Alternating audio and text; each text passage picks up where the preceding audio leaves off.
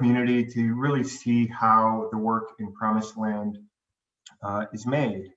And so we'll be 3 hours, and essentially I'll be making work throughout all of that time, and we invite you guys to jump in with any questions or any kind of responses or ideas that you might have. You just throw them into a comment in YouTube. Hannah will jump in and read them to me, and we can start to get a dialogue going. With that, I will go ahead and start making one of my images, and I'll kind of guide you through the process from start to finish and try to kind of think out loud about my thought processes as I'm going through different ideas and figuring out exactly what I'm trying to accomplish with the picture. And I don't know yet just what I'm going to make, but I'll go ahead and do a screen share, and I can get started. So I went ahead, let me close this. I went ahead and pulled a few images that I think would be good for what I want to make today. I ended up going through basically how I find images is multifold. A lot of the source material I use comes from free stock photo sites, and that's what all of these are from. Sometimes I'll use video stills as my source material. Sometimes I will use images that I make myself, but for the most part, I'm using very common kinds of stock pictures, the types of images that we see on a really regular basis.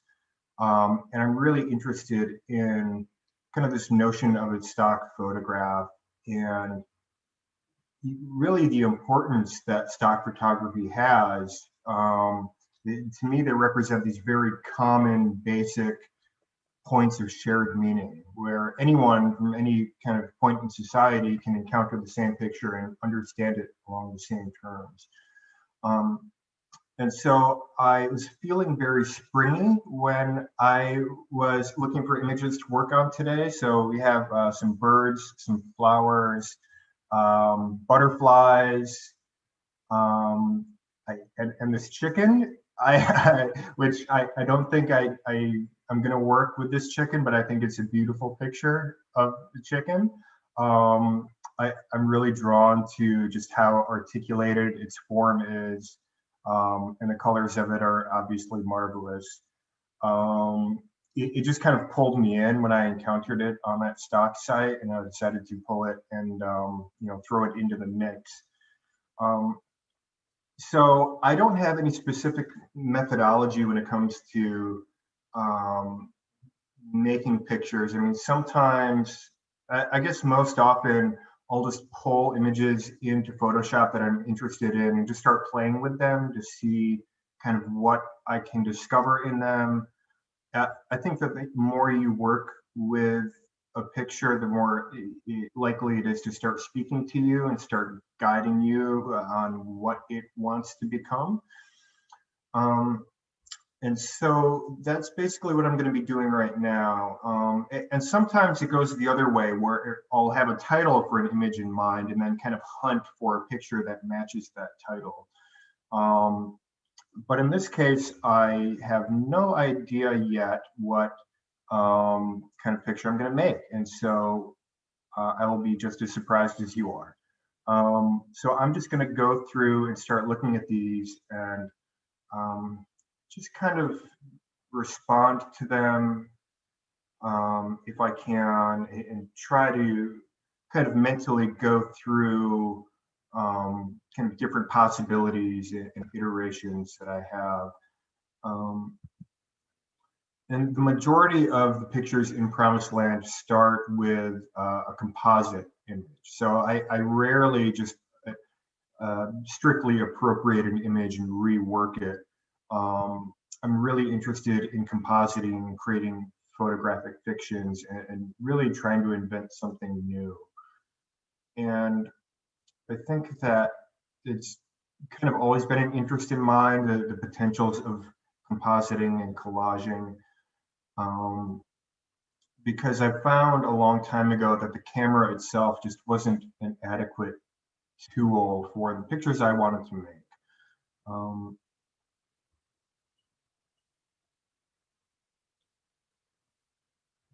this one looks promising. I think this is a canary. Um, I like the rose a lot.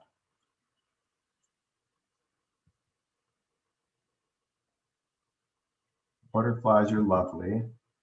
These pink flowers are absolutely lovely. Um, and I never discount the role of just beautiful subject matter when I'm hunting for pictures too. These flowers are nice, but maybe wouldn't be quite right for this. So I think I'm going to use this image. I think I'm very drawn to the kind of picturesque quality of it, and it's that kind of picturesque quality that has this rooted in like cliche and really common kind of image type. It's the sort of view that you see on like a inspirational poster or something. You can do it, you know. So I'm going to pull this into Photoshop and just start to play around with it to see what within it I can uncover. Um, and then I'm actually going to change my screen share so you just see the Photoshop window. So I will be right back here.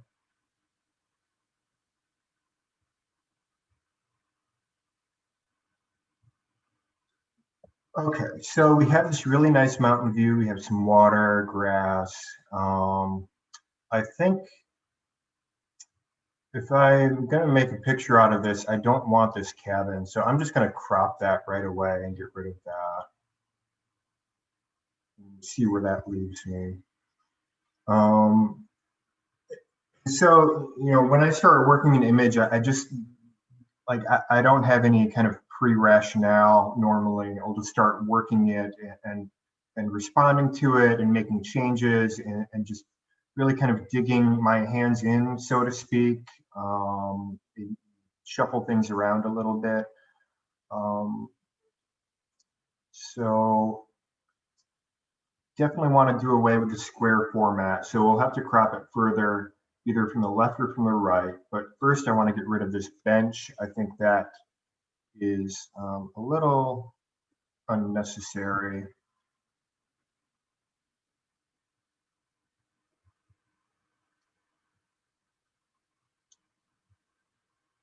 Okay, so where do we go from here? Let me play around with the crop a little more.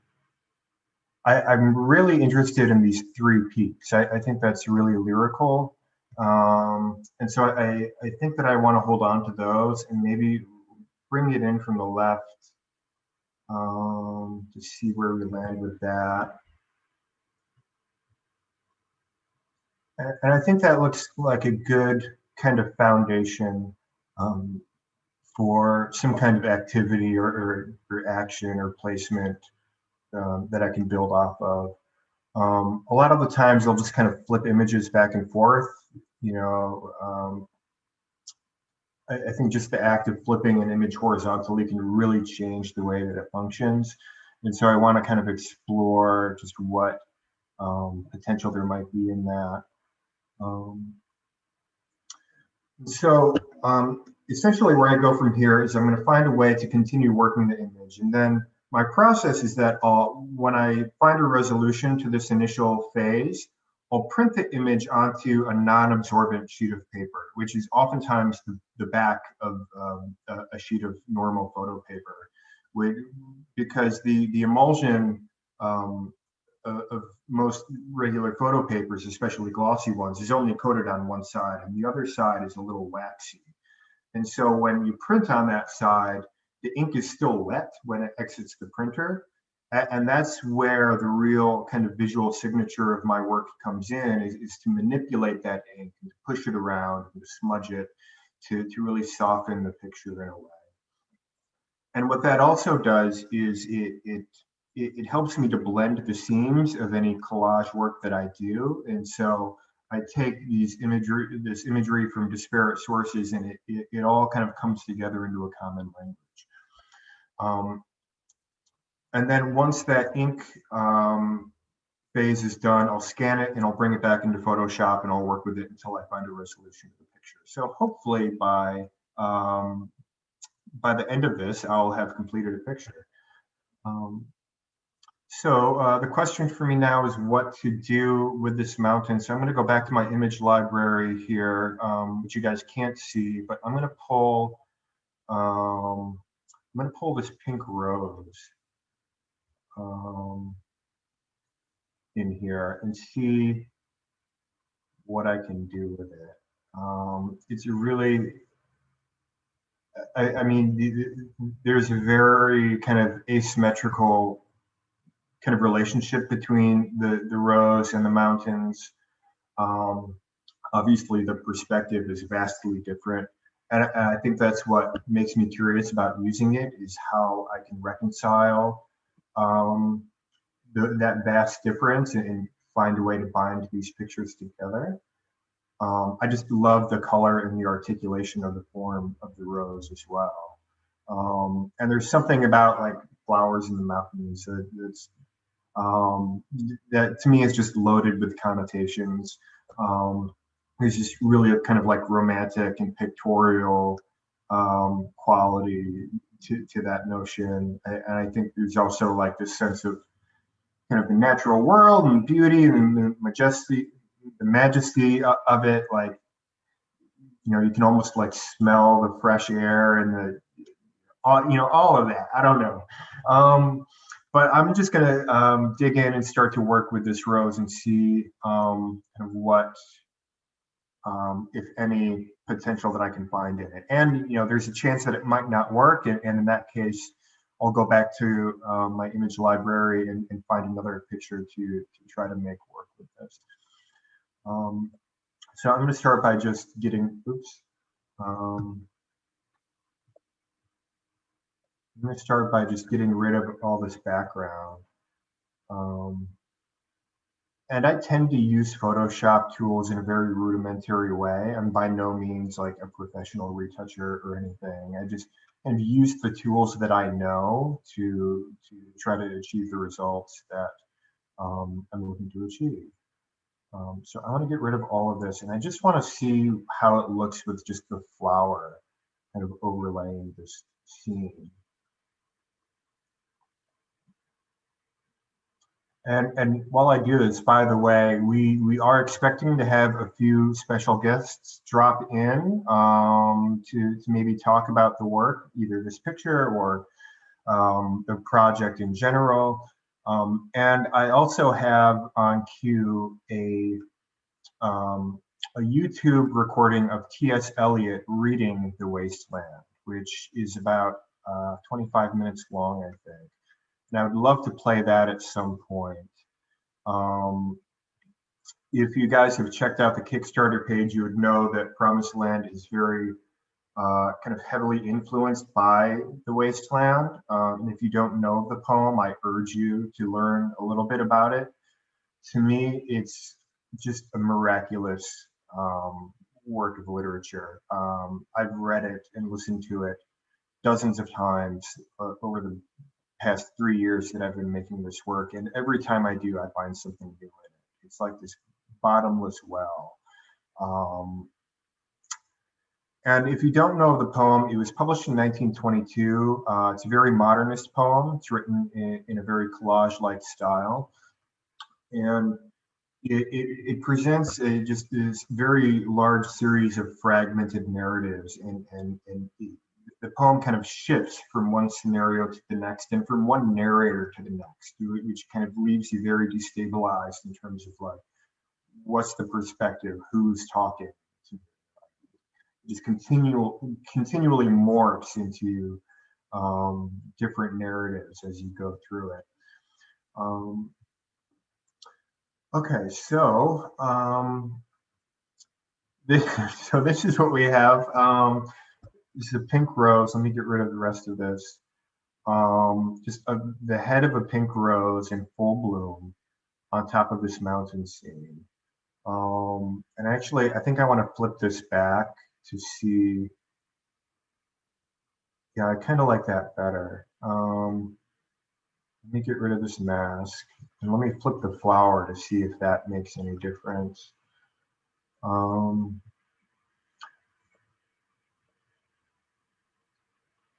and the way I work is always kind of like stream of conscious. Like I never know. Well, not true, but I rarely know like what the final form of an image is going to take. It's very just call and response, like trial and error kind of thing. Just until I find some kind of picture that starts to resonate with me, and I think this is starting to do that. It reminds me of like a Jerry Yolsman photo, or something, or just like this kind of surrealistic, kind of mishmash of different imagery. Um, it, I, I have another really fuzzy association with it. I think it has something to do with like a lotus flower or something, like an illustration of like this kind of spiritual flower in a landscape, which is very like folky in a way. And that's something else I'm drawn to, is kind of this idea of like a folk picture, which is not quite folk music and not quite folk art, but like a folk picture being like a really kind of common sort of image that maybe would be like an illustration for like a fairy tale or something like that. Um, so I want to trying to figure out how to go forward with this. I think what I want to do is play around with the size of the flower. Um, maybe I go larger. I want to kind of find the edges of what is actually reasonable and maybe just go beyond that, then pull back a little once I find. Um, that might be a little too big, or it might be just right. It's hard to tell. Let me move it around a little bit. I like it down there. Um, one thing that's not working for me is this tree right here, which is kind of, I think I'd like to just have this all be lake, because I think this really interrupts the reading of the picture. So I'm going to go back to um, the mountains, and I'm just going to try to rudimentarily take this tree out. I'll leave that little bit. Might even hit it with the clone stamp. A lot of my early edits for these images are very crude, and that's okay, because when I get to the point where I'm working the physical ink, um, all the evidence of that crudeness will kind of sink away.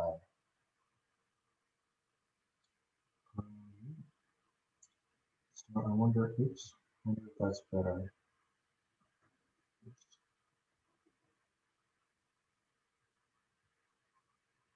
Yeah, I think I like that better.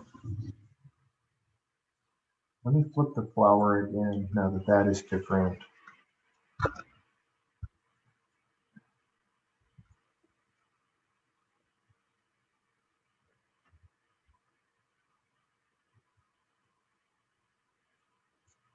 See, if I make it too small, then I get to see more of the background, and that creates just more visual weight that I think, I like to err on the side of more simplicity. So I'm going to bring this back up to size.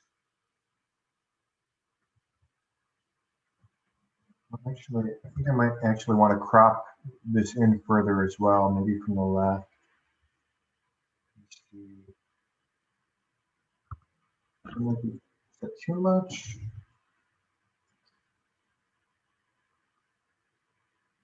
It's just right.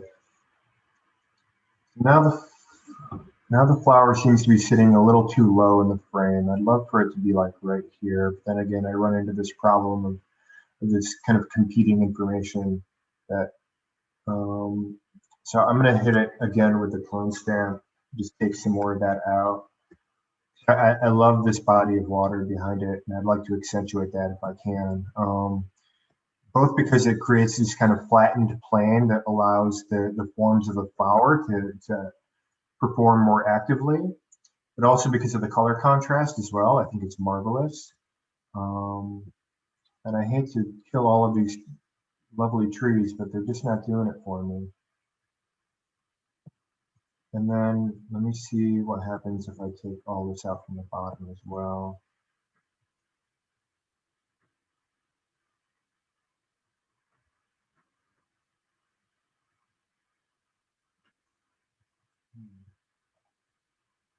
Oops.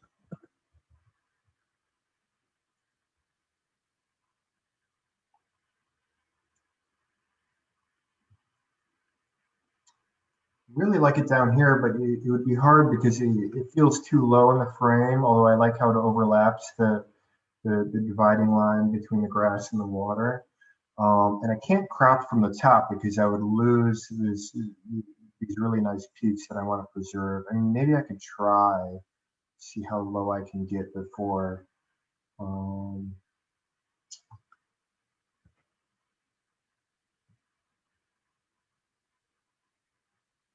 Flip it again. So basically, I just go back and forth with a lot of different decisions, and eventually I kind of narrow in on the right kind of idea for this. And I can always go back and change things later after I scan in the ink print too. Um, but it's always best to get it close as possible. The first kind of wave of intervention, I suppose. Get rid of this little guy. And I just want to do a little bit of grooming to take out some of the um, maybe some areas that kind of command a little too much attention, which maybe no one would notice, but I notice. Um,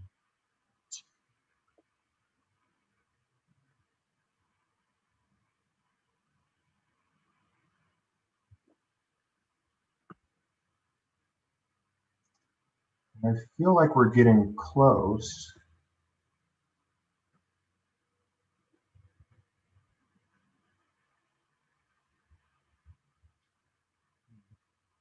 I'm really having trouble finding the correct placement for these. Is again, like this line, I think commands a little too much attention for me. I don't want this to be too far down. I'll go back to work the size a little more. See.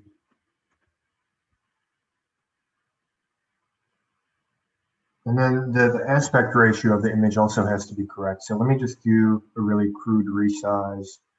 And it's okay that this is kind of low res too. So let me do, okay, so that's 8.3. I want to get it to 8. So let me just crunch the whole thing, make it a pure like 8 by 10 picture. And I think that works. Um, okay, so I'm getting to a point where I think I can be close to actually printing this. Um, but some of the colors I think need to be amended, particularly up here where the sky is very dull. So I want to bring that cyan up, maybe actually quite a bit. Just jack it up and see where that places me. I think I could even get up to here. And then I'll go back and remove all the collateral uh, damage here.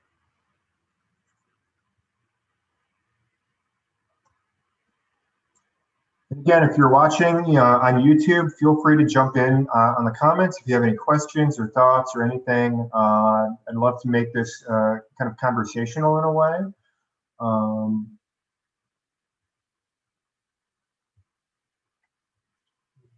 And just want to trim the edges of this flower a little more.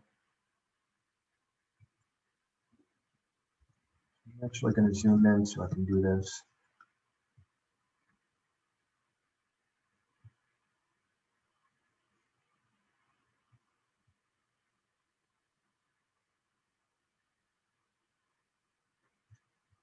It's okay for these kind of removals to be a bit crude, because that will all be remedied later on.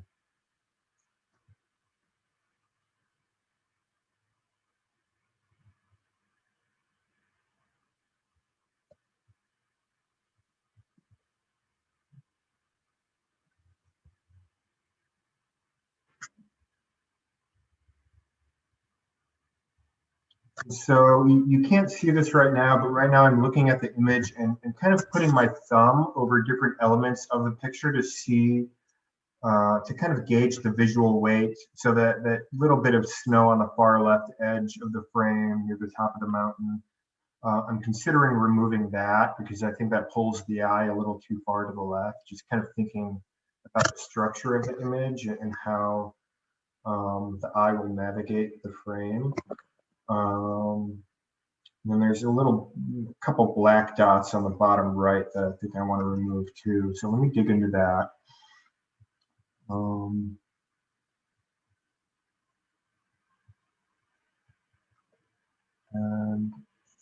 that one is asking to be removed. That needs to go. That little dot. And I want to see what happens if I get rid of this snow.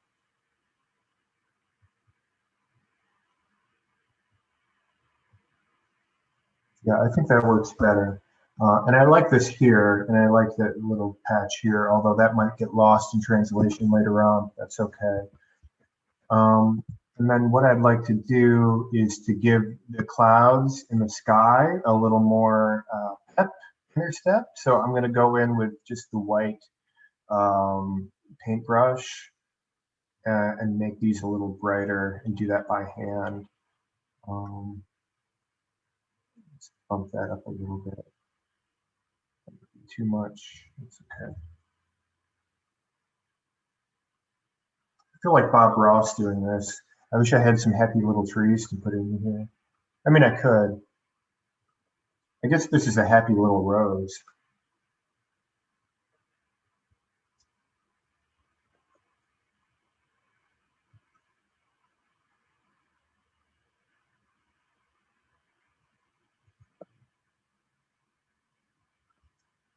I want to hit these clouds one more time.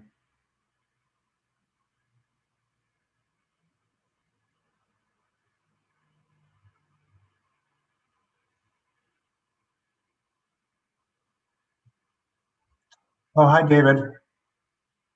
Yeah, feel free to jump in anytime. Oh, hey, Lauren. Yeah, thank you. Yeah, I was thinking that we never really get to see like opportunities for artists to make pictures from start to finish, aside from Bob Ross and his happy little trees. So yeah, we thought it'd be fun to do this, and there's such strange images to begin with. The most common first response that I get is like, how do you make these? So we thought we'd just show people. Um, and I feel like there's this kind of almost taboo about artists like revealing exactly how they make pictures. It's like a magician, like you're not supposed to reveal your tricks or whatever, but I say screw all that. I'm not worried about it. All right. Oh yeah, look at that sky. That it really pops a lot. So I feel like I'm just on the edge of this being very cartoonish, and I think that's exactly where I want to be with it. So I'm going to go ahead and print this image. And what I'll do is I'm going to set up my phone camera so you can see me actually working the wet ink on the print. And then once I finish that, I'm going to scan it back in, and you guys can see me working on that scanned ink print. And hopefully we'll find a resolution to this picture by, well, the next 2.5 hours. I guess we have plenty of time.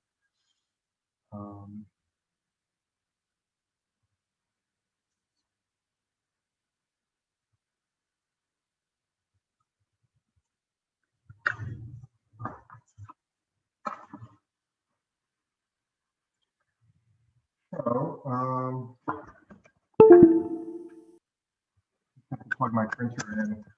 And while this prints, I'm going to set up the video from my phone, and so you can see me working the image on my table. So I have to remember how to do this. I'm going to stop share and reshare with my phone.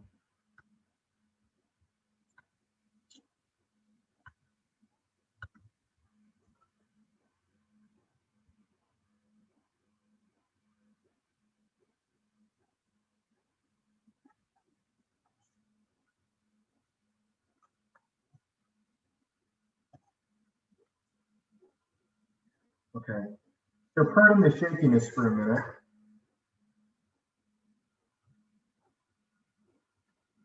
Move this cord. I think we might need a little more light.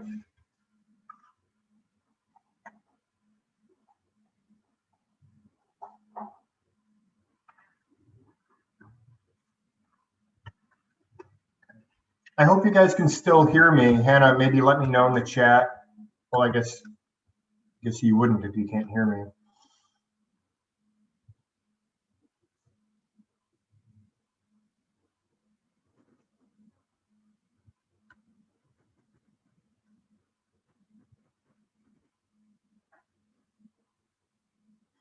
Hannah, can you hear me? Yeah, it's all good. Okay, cool. So the image is printing now. It should be done in just a minute. And so what I use to work the ink is actually strips of magazine paper. I found that it's the best material that can push the ink around without absorbing it too much because of the glossy surface.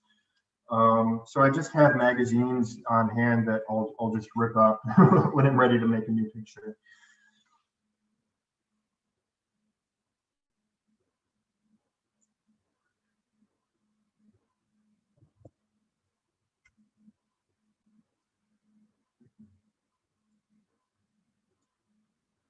So the print should be done in about 20-30 seconds. I guess this would be a good time to plug the Kickstarter again. If you guys are willing to contribute to make the book reality, I'd love for that in any amount that you're comfortable with. Okay, so here is the ink print. I'm going to bring it close to the camera. You can see a little how it sheens like that. And basically, the darker the color, the more malleable the ink is. And so I tend to start with working the lighter areas first before they become fully dry. And I don't have a really kind of specific methodology about how I go about it. I just kind of dig in and start pushing the ink around. So I'll just do that. I'm going to start with the clouds. And the idea is to just really soften the image and create this kind of texture within the picture. And also to try to blend the seams of the composite work to kind of pull these various images that I use into a common singular language.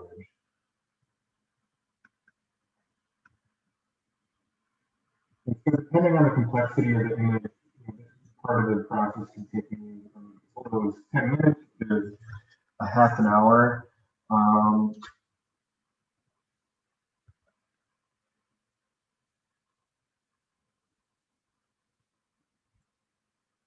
And it's okay if I make a mark that seems a little too aggressive because I can amend that in Photoshop later on. That's the benefit of having or being able to work with a process that has so many different stages, is that if you have a hiccup in one, there's an opportunity to amend that later on. So I want to actually make kind of a deeper smear in the ink just to show you guys how malleable it is. And I'll do that up in the sky. So let me just pull it like that. And that took up a lot of ink. And so it's always kind of a balance that I strike between just being really delicate with the ink or being aggressive with it. And I think that can vary from picture to picture as well. There are some images where I will totally just wreck the structure of the picture with these ink manipulations. It can become really aggressive and really disruptive if I wanted it to, or it could be very subtle. You know, for a lot of people, this is kind of remind them of impressionism, which I guess is a fair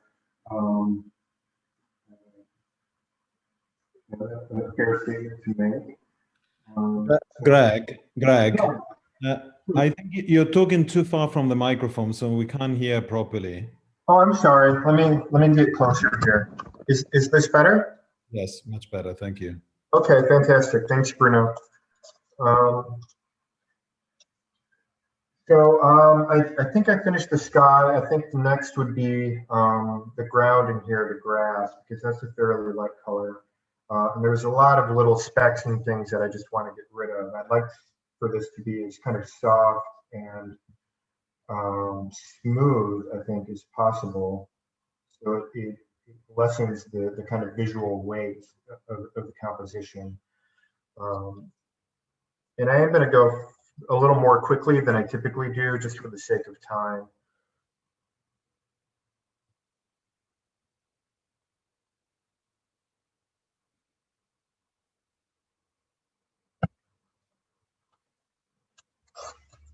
So because I do pull up ink on the paper a little bit, I'm always kind of like I don't want to mix the ink too much, so I'll just pull a new strip of paper to use.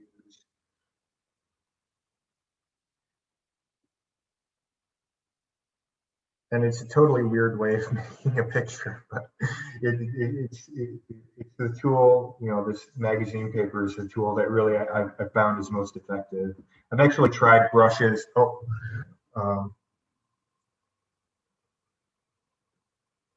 Sorry about that.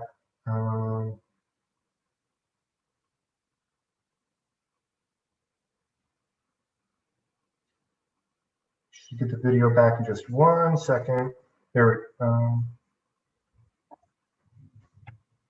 hold on. A little technical hiccup is to be expected for any Zoom talk, I think. Okay. Connect.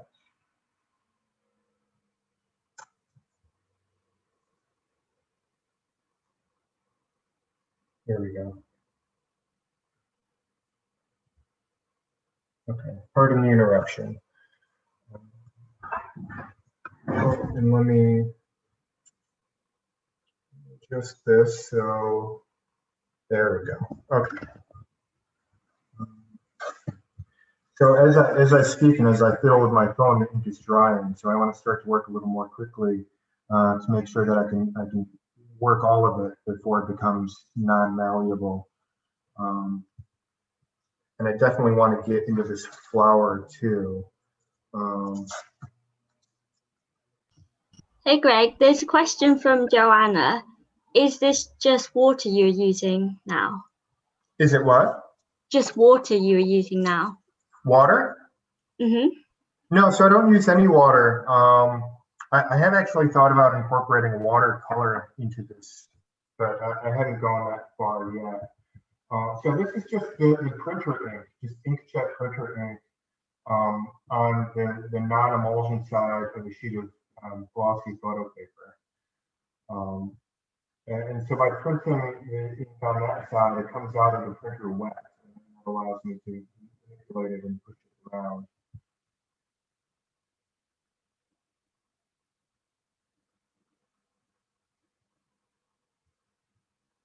Working in this kind of flat mountain surface. And I actually think it's really interesting that the texture of the mountains kind of starts to disappear and it becomes a flat plane.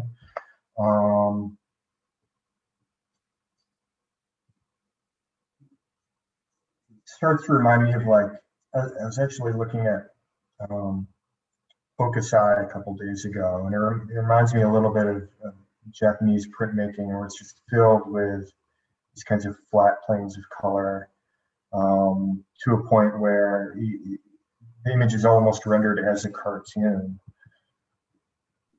And so I really love to kind of make pictures that pay homage in a way to past historical art making traditions and different kind of phases within art history, cultures within it.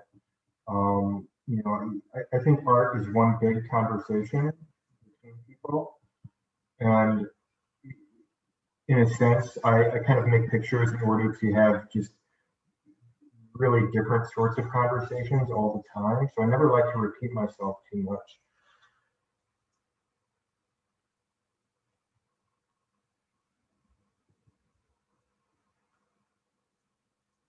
And with this black ink, it's much more malleable than the lighter colors. So I want to be careful about not kind of hitting it too hard, or else it'll create a really huge kind of streak that I might not be able to remedy later on.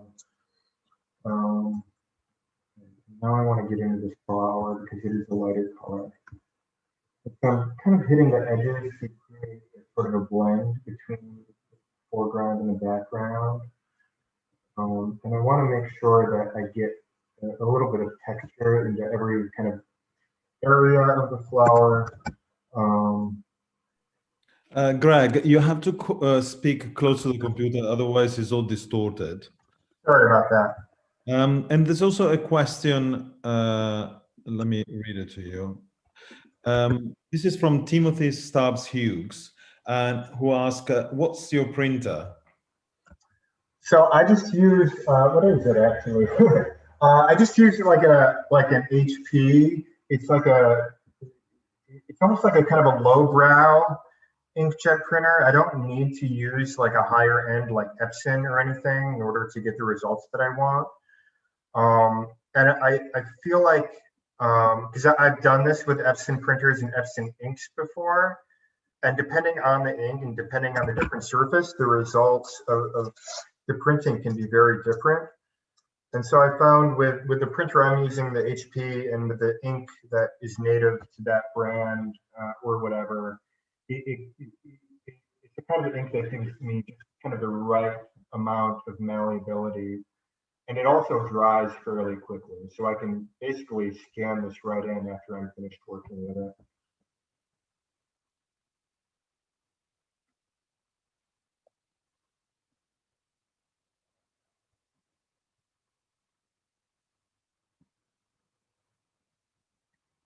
So I want to make sure that I kind of hold on to some of the integrity of the form of the flower, because I think that's really kind of the key to the picture.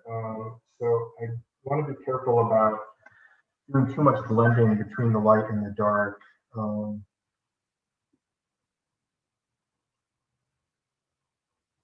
going a little more quickly than I normally would right now. So this might, hopefully it won't be too crude, but we'll see.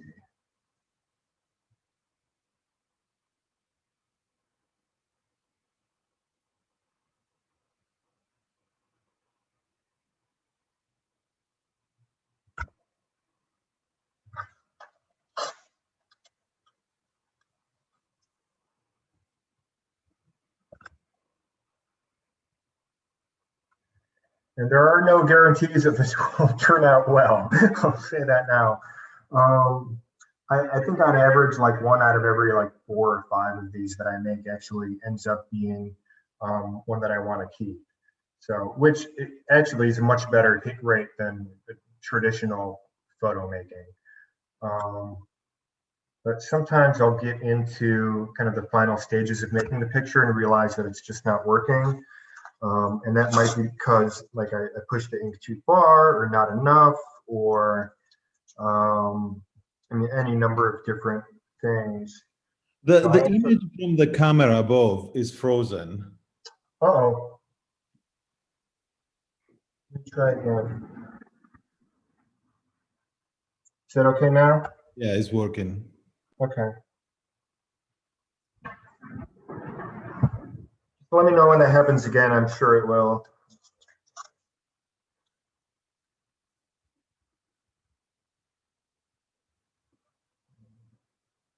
just going to keep working this a little bit more. I feel like I've already lost a lot of texture in the center of the flower. I wonder what I can do later on to kind of remedy that. Sometimes these just don't want to cooperate exactly how you want them to. So I still have to do the water in here.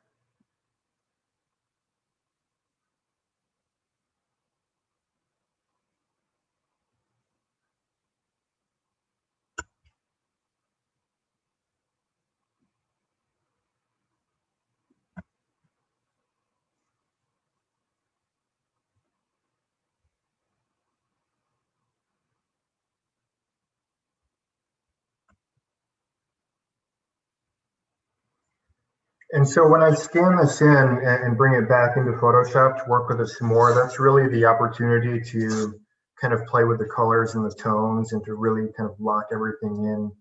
And it's really like tone and color that helps to establish kind of the emotional identity of the picture. Like I could make this like a very happy image, or I could make it almost like a tragic looking image, depending on how I decide to work with the color values.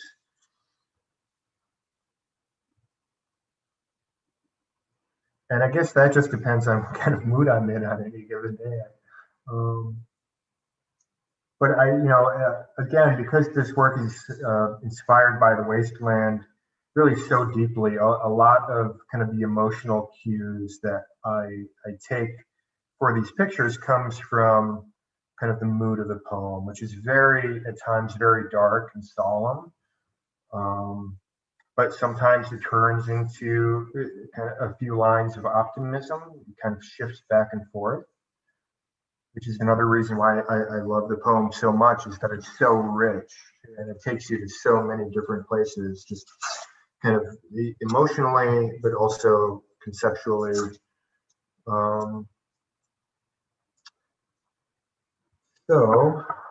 I think I've got pretty much the entire surface worked. I want to go back into a few of the lighter areas, push them around a little more.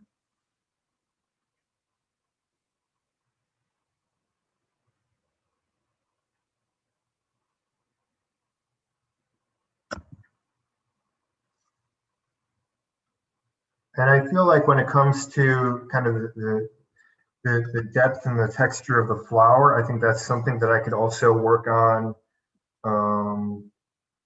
in the next phase of this, where I can kind of push and pull the tones and lighten and darken in selective areas to give it a little more dimensionality, since I have lost a lot of it in the center here.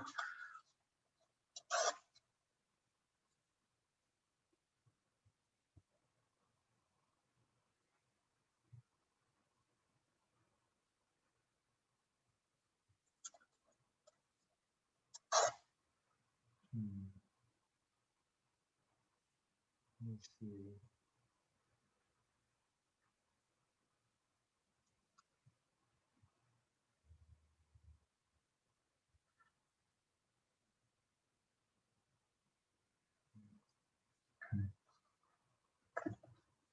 So I think that I'm pretty close to scanning this back in. And then there's a lot to do after that.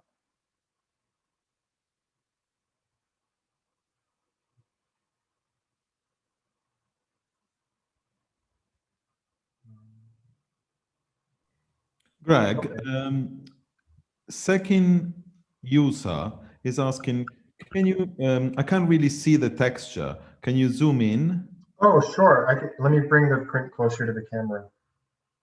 So you can definitely see it there in the sky, very prominent. In the flowers there, in the water.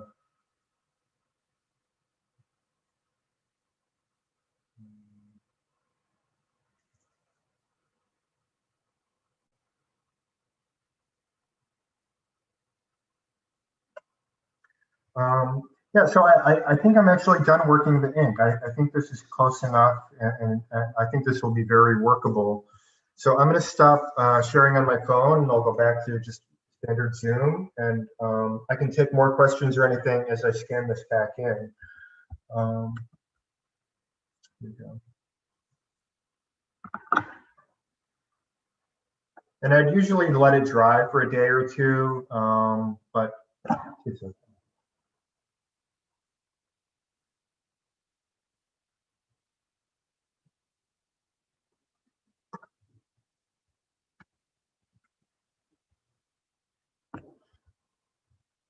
So this will take a couple minutes to scan it in.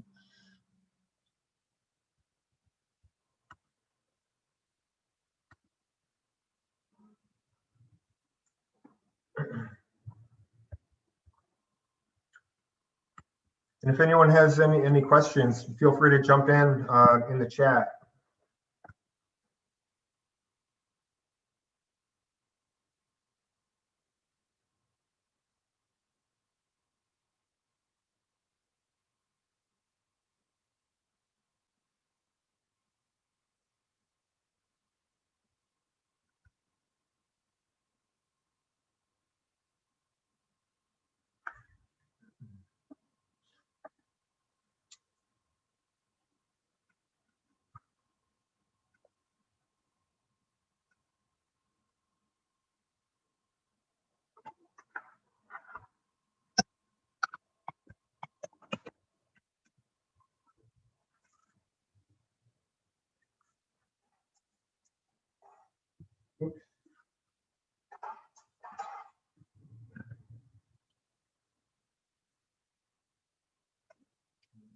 So I guess this would be a good time to once again plug the Kickstarter.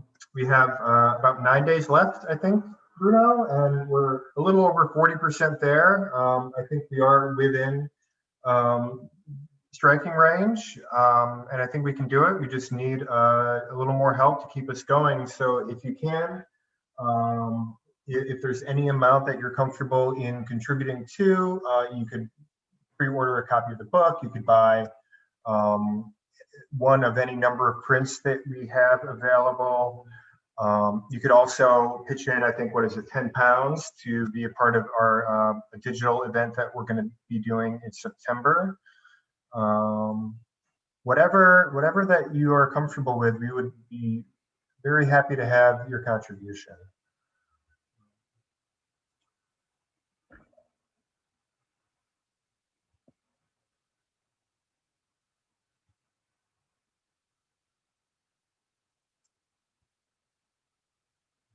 So,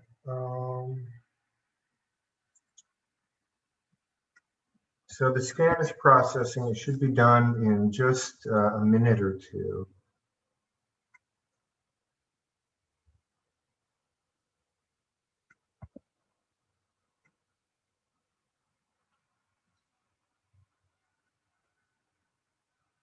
So I can go ahead and share my screen again. I have it here in Photoshop. And it's upside down. So let me turn that right side up, and we can kind of get started with it. And yeah, so I think this has some potential, but there's a lot of work to be done. And so I'll do my best to just kind of talk through my thought processes as I go through this. But first of all, we want to crop it to get rid of the white border.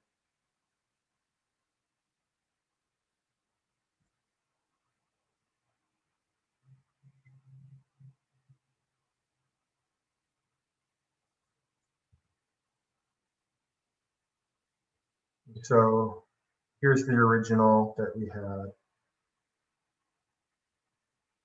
Now this is what we have now. And comparing the two, definitely lost a lot of this in the center, which I didn't really intend to, but sometimes it just happens. So if I were just making this picture on my own, I would probably give it another go by printing another version of it and trying to do the manipulations in the center a little more delicately. But I think this is enough to go on for now. So So I want to zoom in and just kind of get a sense of texture and these kind of transitions between different forms.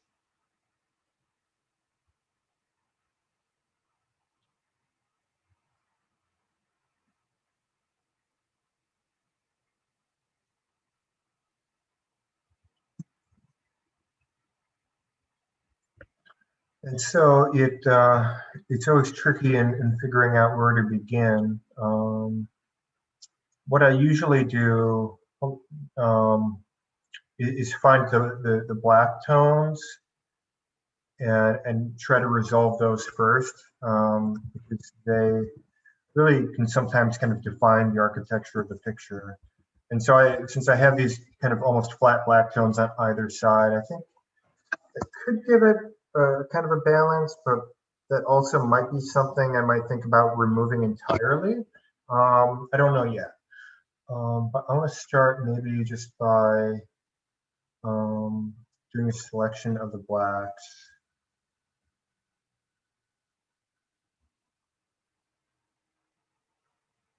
making them pure black and seeing where that takes me, or if that made any difference at all. And I'll go in with my brush too to actually like kind of paint through some of the tones. And I just want to kind of see what happens when both of these areas fall into flat black. So I really do like when, sometimes when areas of the picture really kind of fall into an utterly flat plane, like this really kind of mannerist kind of visual strategy. And it's also something that Manet used to do a lot. And if I had to name like a favorite artist or whatever, I think Manet would definitely be like right up there. A lot of his pictures utilize these areas of just kind of flat, matte black to kind of collapse the picture plane in a way, and to kind of hint at like the unreality of his paintings, which has always been like a really kind of attractive idea to me.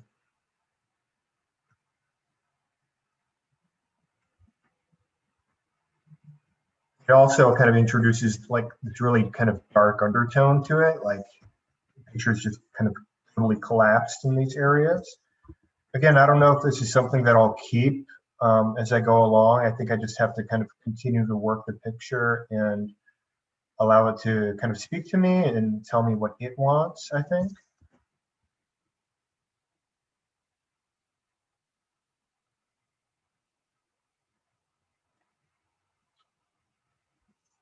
And then from here, I normally just do a lot of work in trying to kind of polish up some of the texture.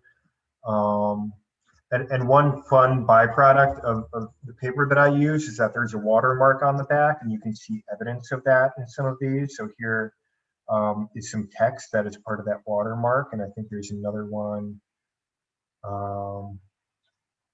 thought I saw. No, I guess not. You can see it right here. So that's one thing that I want to get rid of.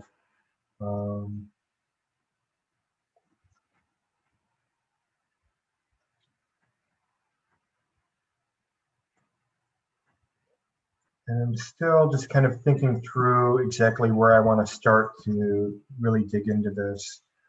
And this area here is very aggressive, so I might start with the ground. I don't want this area to weigh too heavily in the picture. I want the visual weight to kind of reside in the center.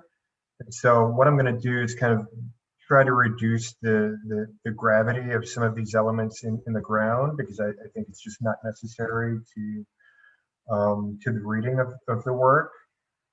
So I'm just going to do like crude sampling to kind of smooth this out a little bit. And this is where the process can become a little mundane, because it's just a lot of this over and over again, pretty much over the entire kind of surface of the image.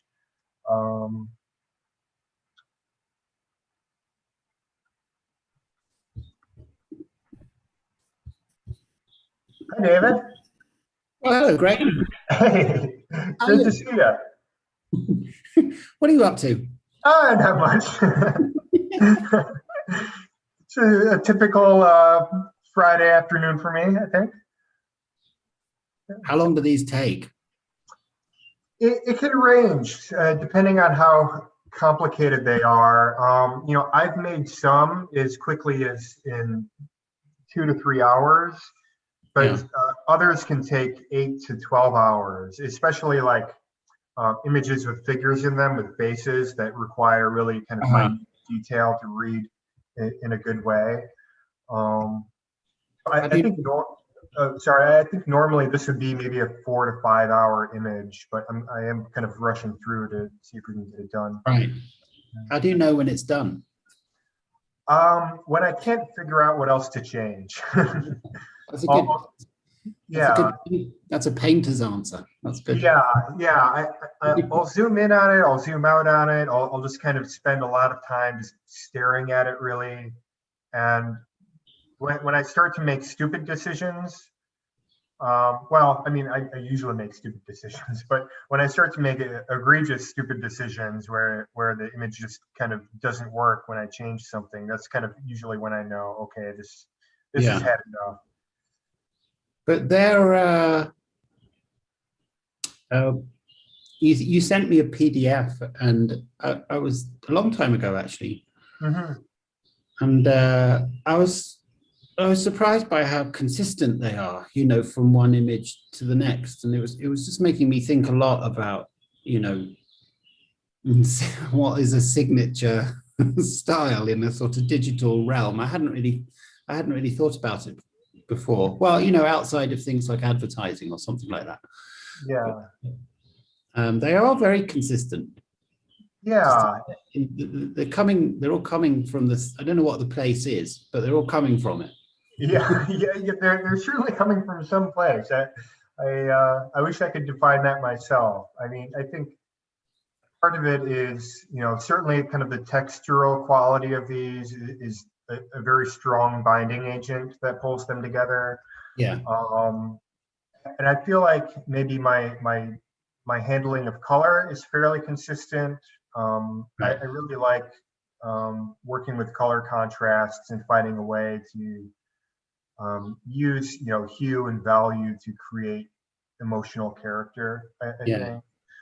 Um, Plus, I've been doing, it's a process I've been working with for over 5 years now, really. And so I've gone through kind of the phase where everything looks very kind of crude and ugly and inconsistent. And Yeah.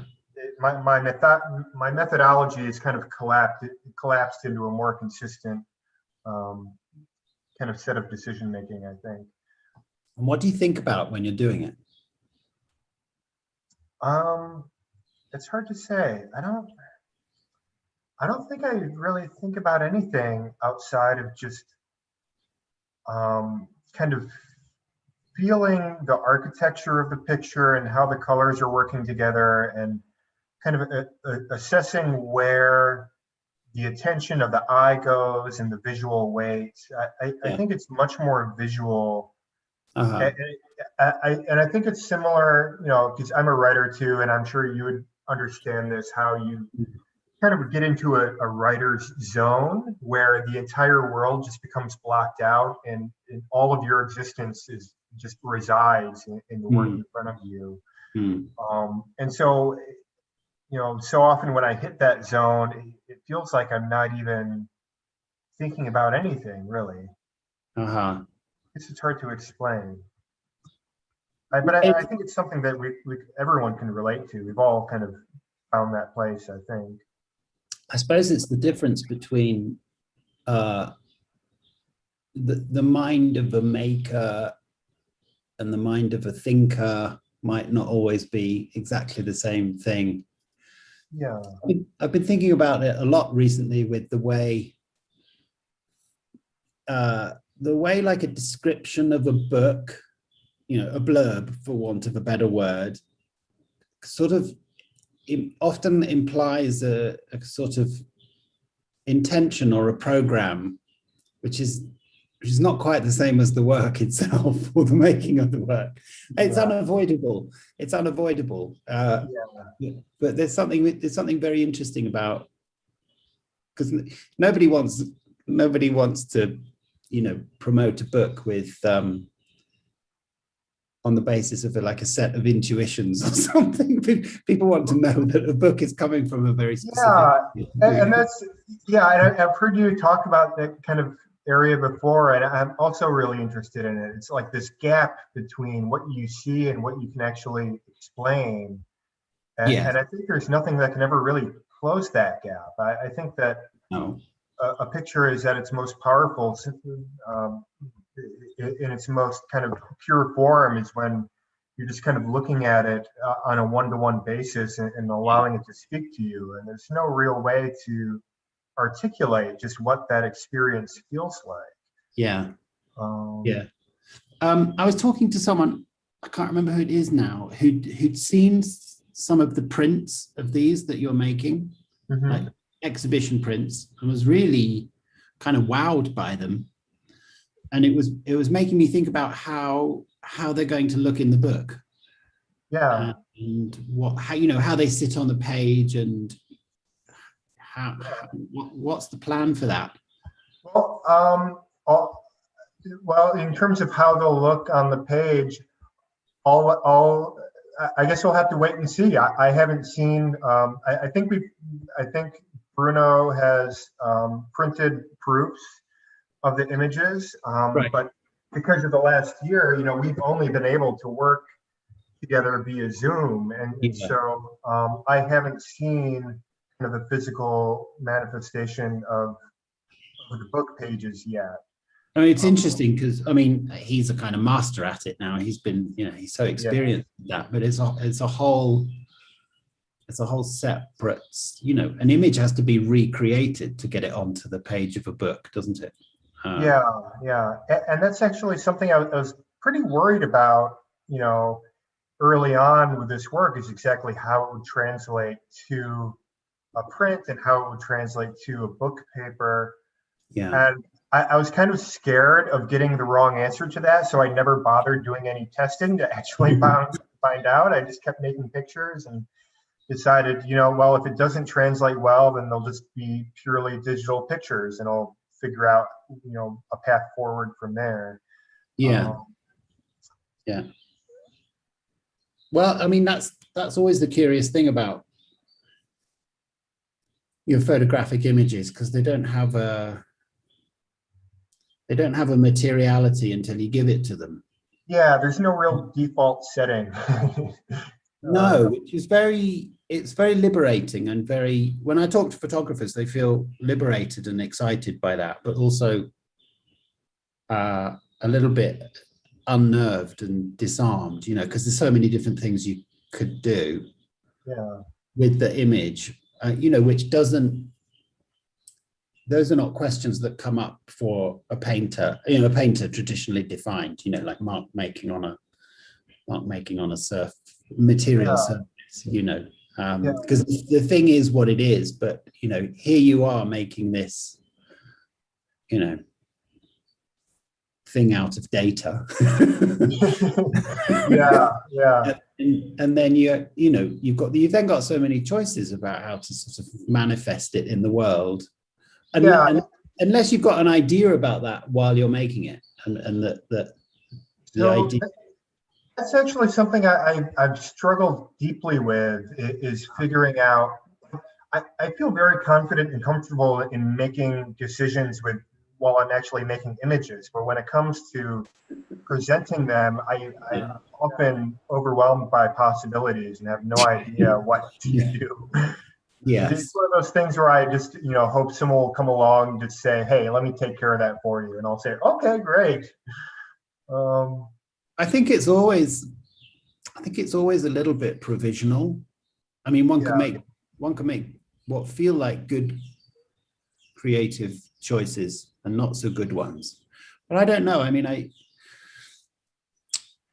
often think that when people are looking at photographic images, or or images where there's a choice of outputs, the viewer is aware of the choice, like, oh, they've decided to do it like this, you know. The print on the wall is this big, or the print's got this surface, or the book is this size and the page is this size and the image is this size, while knowing it could be 1,000 other ways. Yeah. There's a slipperiness to that, isn't there? Yeah, which was it was there kind of almost from the beginning, but in the years since, the options have just multiplied. Yeah, and I mean, well, that's what one of the things that's so fascinating to me about photography is essentially it's a media of technology. The history of photography is a history of technology. Much more so than certainly painting or sculpture or any of the more traditional kind of art forms. And so that allows the medium to kind of consistently be in the state of flux and change and adaptation, not just with the way the pictures are made, but how they're distributed as well. Yeah. I guess it leads to interesting questions about aesthetic appreciation or judgment, because especially with sort of hybrid work, whether a viewer ever gets into a position where they just say, well, I like this, or whether they're thinking, I'm disturbed or displaced by it in an interesting and satisfying way. So, what are you after? You just made me think of A.D. Coleman's book about grotesque photography from the 70s. And yes. All the very disturbing kinds of. It seemed to be a kind of a trend in that era, in the 60s and 70s, of kind of this psychoanalytic form of photography. And I just been revisiting that. I wrote a review recently of a book by. Oh God, why am I forgetting his name? Describe. He's a South African photographer. He does these kind of drawings on walls, and they're very Roger Ballon. Yes, thank you. Yeah. He seems to be like one of the photographers who is still kind of carrying on that old tradition. And it's such an interesting one because it's not. I mean, photography is such a scientific, grounded media, and to be so personal and so psychological in the way that he is, it's fascinating. Yeah, I've always been interested in the difference between sort of generally what a culture thinks might be grotesque or disturbing, and what each of us feels, just on an individual level. I mean, I often find very, very straight photography, of a kind of topographic or architectural kind, more disturbing. Oh, really? That's fascinating. Than anything that's coming at me shouting, grotesquerie. Yeah. There's something about the kind of the cool indifference which freaks the hell out of me. Although that's supposed to be the kind of sober, logical photography. I think it just reminds me of the kind of cold indifference of the mechanism of photography. That you have to imbue it with something else. But you just sense the machine somehow, and I guess it freaks me out. I guess it's up to us artists to bring a warmth into that coldness. Or not, I guess. Or to make it more cold. Yeah. But it's just the difference between what. I mean, if somebody published a book called Disturbing Photography,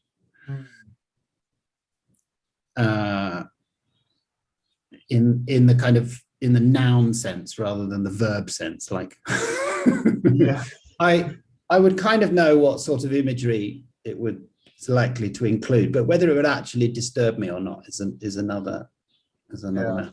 I find your pictures, I find these disturbing. Oh, fantastic. But in a good, in a way, I can't quite put my finger on. Yeah, Maybe. sometimes I can't either. It's strange because like I can never really tell how people will respond to the pictures I make because like as I'm making this now, it becomes very familiar to me, and I oftentimes forget that when someone will encounter it for the first time, like it'll feel very unfamiliar and maybe Yeah. strange or kind of grotesque in a way or Yeah. unsettling. I don't know. But do you feel obliged to offer people some clues about what you're up to, or? I not obliged, but I think maybe it's kind of a privilege for me to have the opportunity to open some doors into the images. So maybe viewers who might be looking for a way to kind of relate to it, maybe I can give them an opportunity to do that, or Yeah. kind of to just talk about the associations that the picture kind of spurs to me. I'm Yes. always curious to see if it does the same to somebody else, or if it's a complete outlier in terms of what my experience is with the picture and what someone else's experience is. Yeah. Yeah. It's fascinating watching you. I was just before the pandemic, I was having a conversation with Jeff Wall, and he was telling me about his experience of being filmed for a documentary. And he said he was very apprehensive because he said, well, films of painters at work are always fascinating. But when you film a photographer at work, what is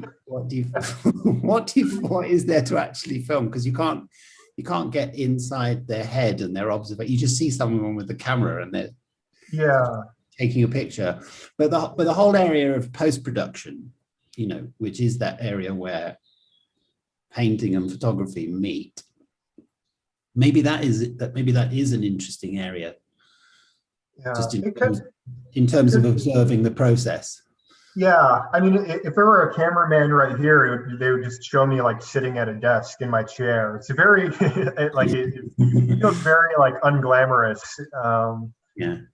But yeah, I mean, but kind of being in the picture and the way that we're allowing people to be right now, I think that is kind of a different sort of experience. Yeah. Well,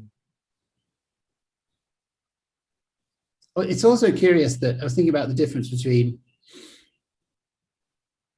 a painter who goes near and far to the canvas as they're making it, Yeah, and what you have to do, which is zoom in and out. Like your distance to the screen stays the same, but then you just enlarge and reduce it, which is yeah.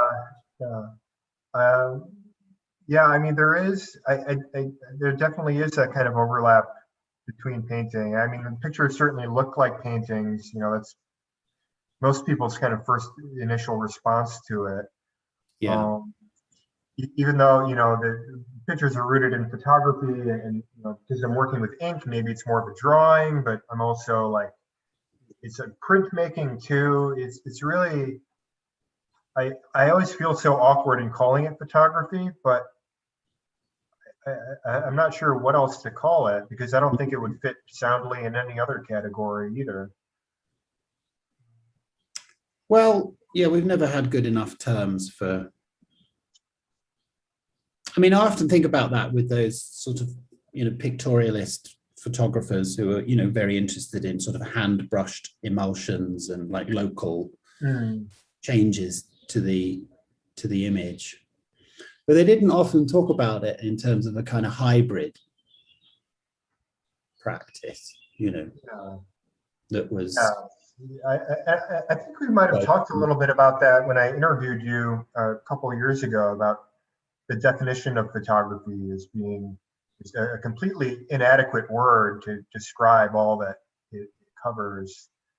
And it's not like you know, in music, there's like a name for every genre and subgenre and sub-subgenre. Like you can just kind of collide these different definitions together to Yes. describe something new. But you know, for some reason in photography, and I don't know why, but we just haven't developed that kind of system of, I guess, categorization, almost. I'm glad of that. I think Sure. if it hadn't escaped definition, we'd have left it behind a long time ago. That could be true. I mean, the interesting thing is everyone has sort of working definitions in their heads, which might collapse if they were looked at too closely. But Yeah. it's hard to look at images that one thinks are photographic in one way or other, or to make them without some kind of working definition. But it might be that it just works for you. Yeah. You know, it might not be universal, and it might not work for anyone else. Yeah. It proves tricky for me because whenever I meet someone new and I tell them, you know, I work in photography, they see my work and they say, "What the hell are you talking about? That's not photography at all." It always seems to kind of end up in this like long-winded explanation that I haven't learned how to truncate yet, I guess. Which I don't know if that's a problem or not, but only if you think it is. I mean, only if you think it is. There are much more important problems to worry about. It's really a luxury. But I think that even quite quote unquote pure photographers, whatever that is, I think that what must be engaging them too is some feeling of being sort of perplexed about what the medium is. Yeah. One doesn't have to be working in a kind of very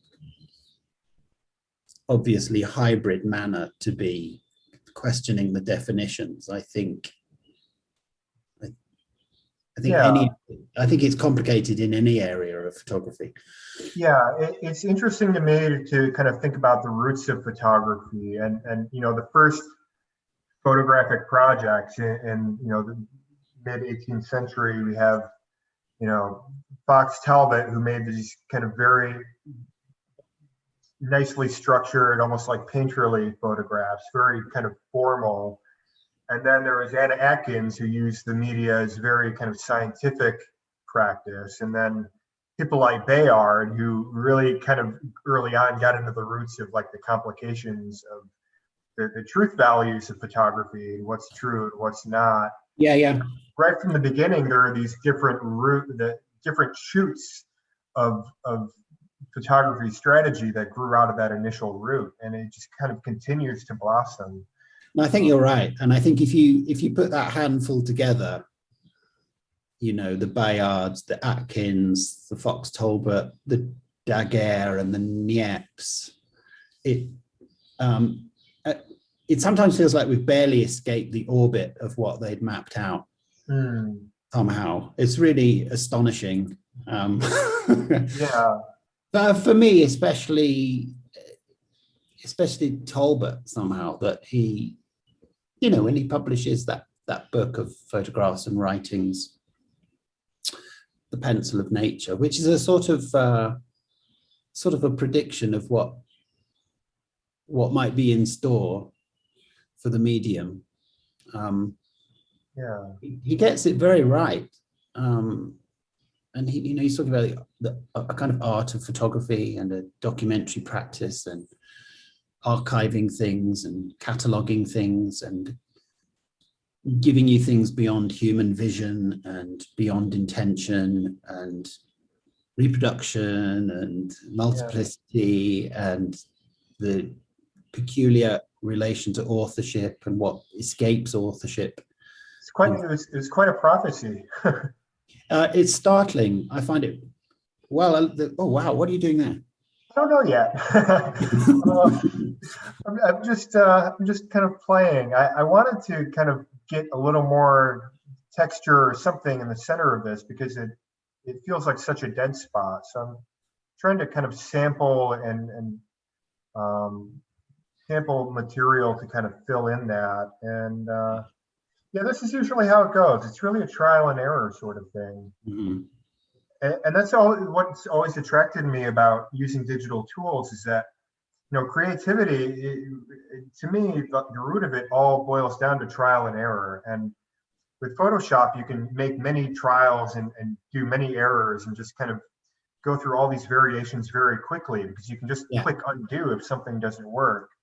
And so I feel like it allows me personally to kind of go so much further with images or image ideas than I could with a slower process. Yeah, that's interesting.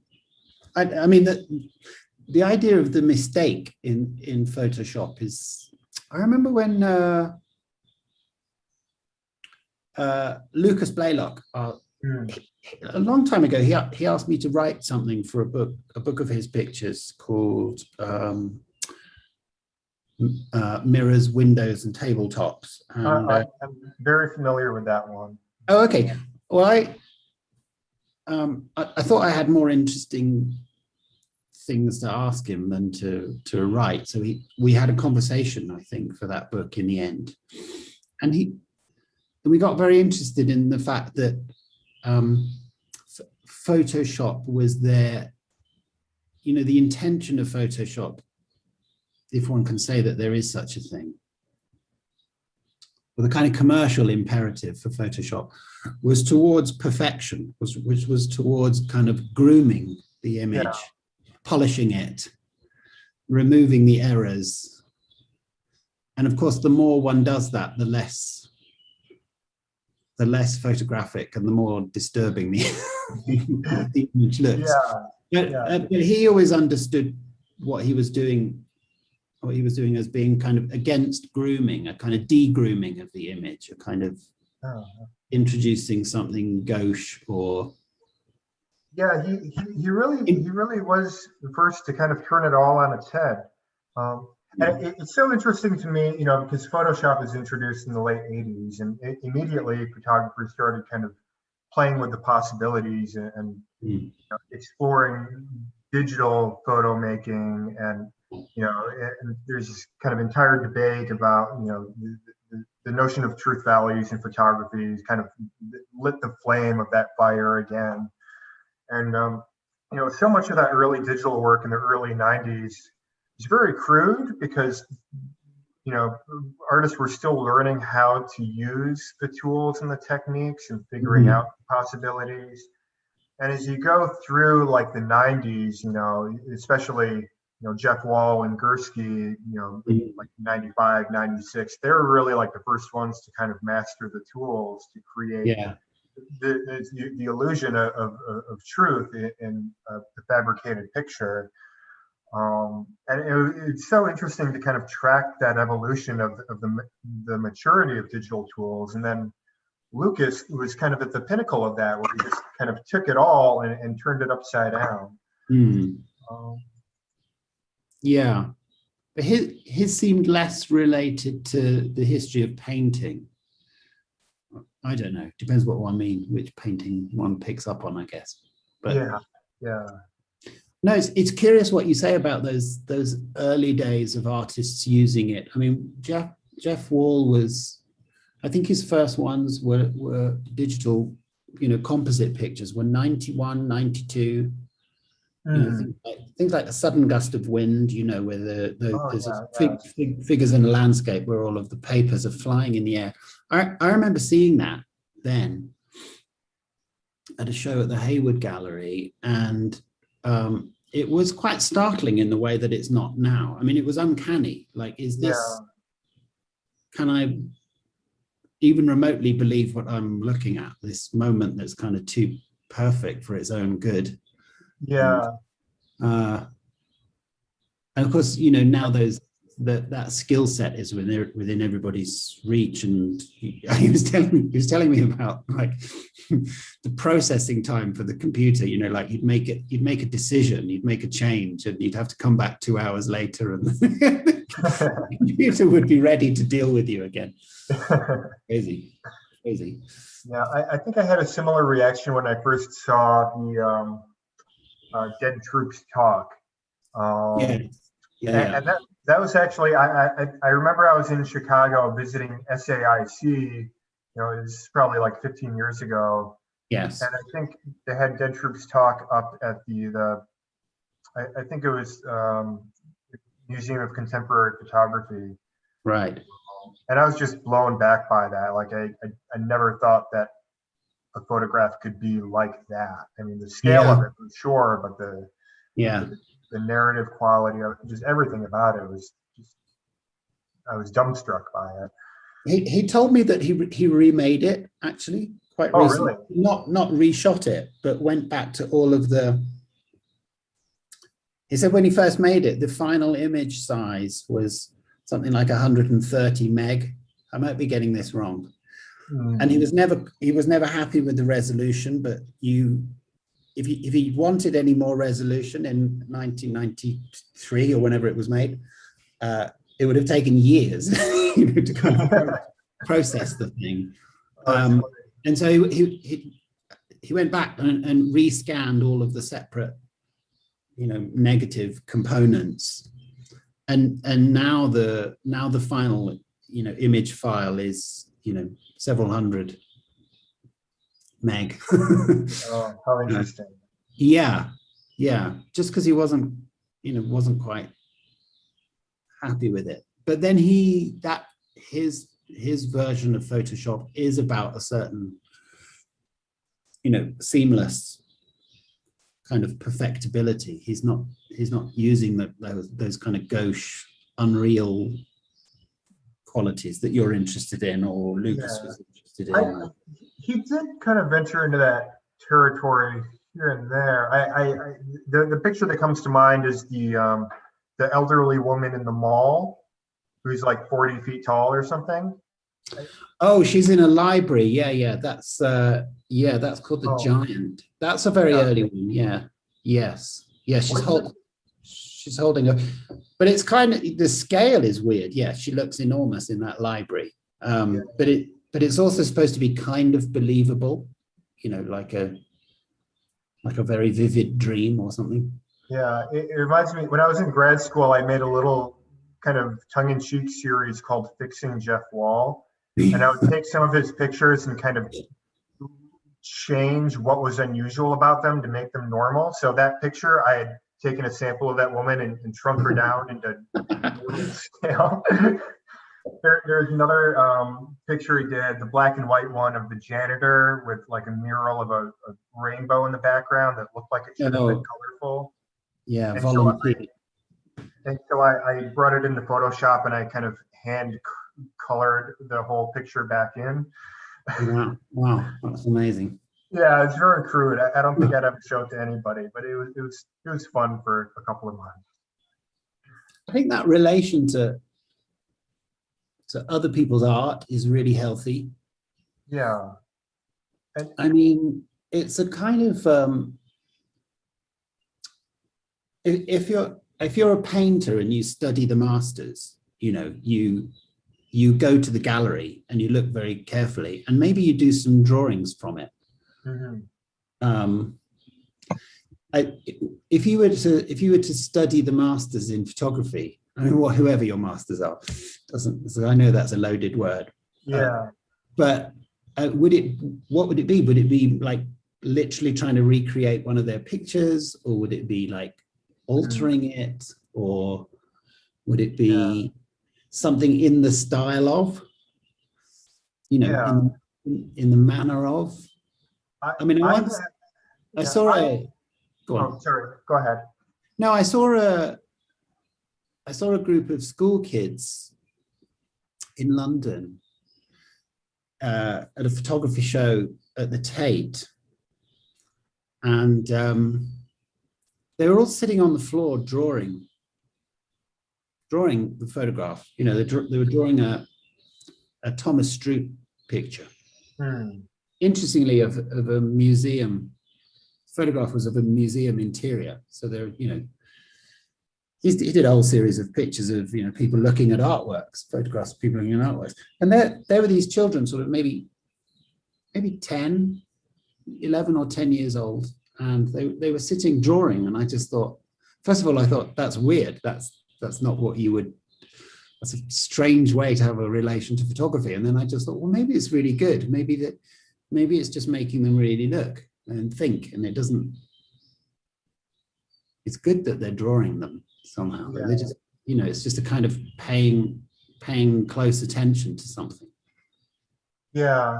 When I was a student, I went through a Stephen Shore phase, and I think that, you know, because when you're a student and you're very impressionable and you're learning about all these things, it's like, here's this famous photographer, and it's like, oh, okay, so that's what you do to be successful photographers. You do what he did. You know, Yeah. I think that's kind of a trap that I fell in, and something that I think a lot of students fall into. And so in my Stephen Shore phase, I was doing these landscape photographs where I would go out with my camera and my tripod and try to frame like really ornate compositions. Mm-hmm. But I would have my camera set up, and I would be photographing that frame for about 45 minutes. And anytime something happened in that frame, I would make a picture of it. So it'd be people moving through the scene, or like the clouds moving, or whatever, shadows. And then I would take all that material and come back and create composite moments from all that material to create this sort of a fictional moment. Mm-hmm. And I think that has just kind of been in my creative DNA all this time. I was very much trying to, you know, in my mind, I was like, okay, I'm the next Stephen Shore because I'm doing these landscapes, but with a twist, you know. And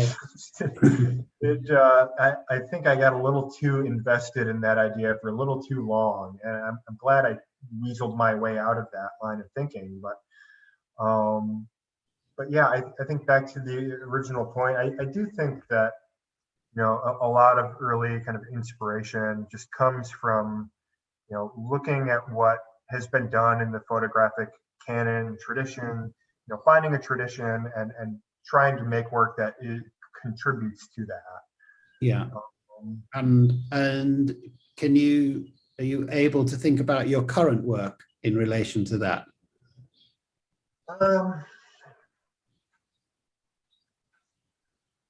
In terms of like what kind of traditions I want to participate in, or or move between, or I mean, I think, you know, and this is a big takeaway that I got from Jeff Wall, is that you can make a picture that participates in conversation with other artists. And I really, like, I almost want to feel like I'm a visual conversationalist. I like being part of kind of dabbling in different traditions, different conversations. yes. I mean, all my recent projects are based on a past either artistic movement or singular project. Like I did a project called Another 26 Gas Stations, which was meant to kind of update Boucher's gas station book, you know, for a post 9/11 era. And then my last work, Flowers for Donald, I borrowed from Dada strategies from the early 20th century to create these digital collage works, kind of trying to be like a contemporary Dada artist, or kind of bringing that that set of strategies back to the current day. And so I guess with this book, Promised Land, I'm trying to do the same with T.S. Eliot, is to, you know, kind of look at some of his literary strategies he used in that poem and kind of translate them into visual form. Yes. But also kind of thinking through different, like, kind of motifs or ideas, you know, from artists of the past, and kind of borrowing from all of that. I said in the beginning, I don't know if you were here, but when I was originally kind of putting this picture together, I thought it kind of took on the quality of like a Jerry Uelsmann photograph. Apparently it's his birthday today. I just noticed. Is it really? I just noticed on Instagram. Oh, Okay, maybe this will be, maybe I'll call this the flower for Jerry or something. Oh, how cool. It's funny, it said, there was one of his images, and then a gallery or something had written, happy birthday, Jerry Yulsman. And there's this thing on Instagram where people say happy birthday, even if the person's dead. Oh, really? Yeah. And so I always think, oh Christ, are they dead? They shouldn't say that. Like, happy birthday is like, it's a salutation to someone. It's not like saying, this is the anniversary of the birth of blah, blah, blah, blah. Yeah. I'd like to, there's one thing I would like to ban on Instagram. It's people saying happy birthday. Dead people. And not knowing whether the person is alive. What about, Yulsman's work is in a peculiar position. He was such a hugely influential figure in his time, and I don't know what people make of that work now. I think people that see it are enormously affected by it, whether they kind of like it or not. Yeah, it's funny. Like, I don't, and I don't want to. Well, I feel like the more time I've spent with Jerry Yulsman's pictures, the more I end up kind of like getting it in a way, or maybe there's almost a campiness to his pictures. Yes. Which I like in a big way, but sometimes I dislike depending on what kind of mood I'm in. Yes. I'm interested in it. His was invariably black and white, I think, but it's a sort of interesting counter tradition to the move towards, you mentioned Shaw and that move towards a certain kind of purist observation, a kind of against image construction, and but also your current work makes me think a lot of what's interesting. James Welling at the moment, he's very interested in color as a set of technological processes, and he's interested in recovering something that was sort of happening in the late 60s and early 70s, which was kind of coming out of the psychedelic movement, but also tapped into sort of new innovations in, color printing, for the page. And he feels that when what was called the new color arrived, which is the sort of, there was that series of books, the first of which I think was called The New Color, wasn't it?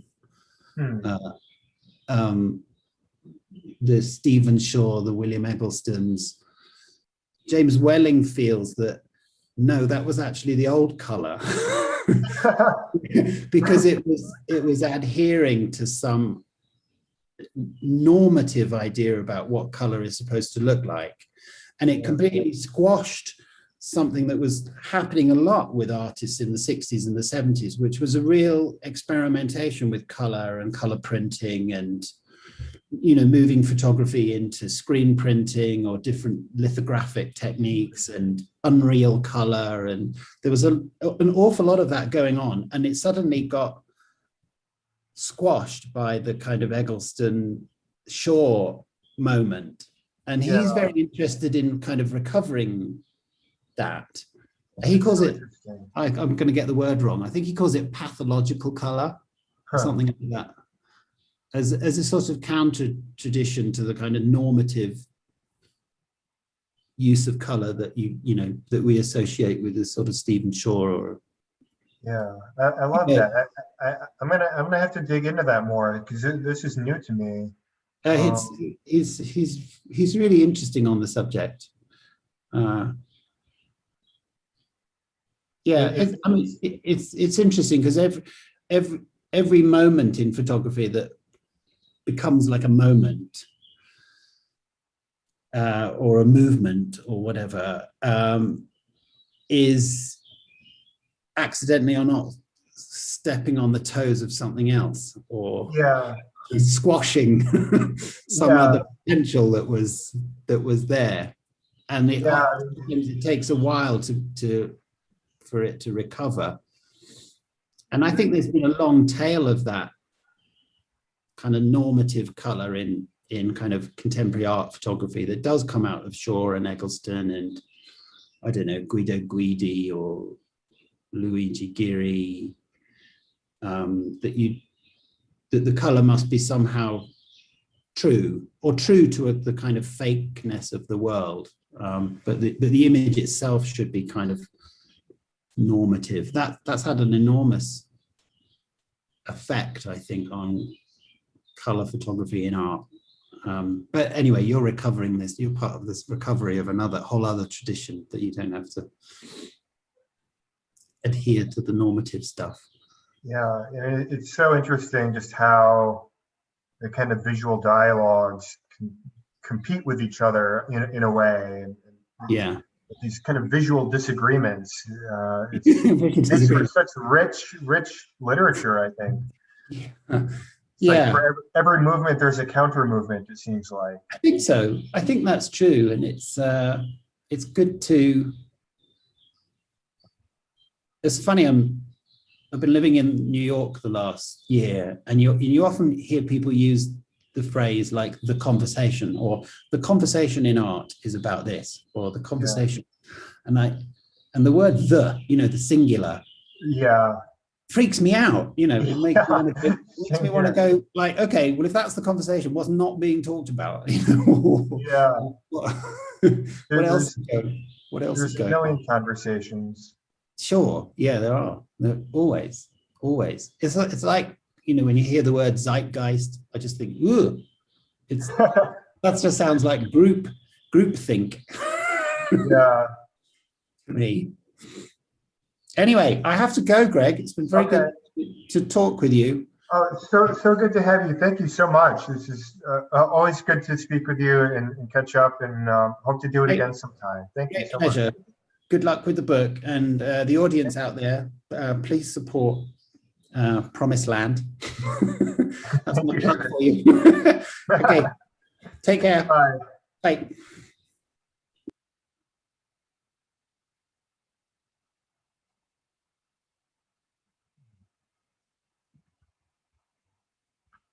Okay, so that was a lot of fun.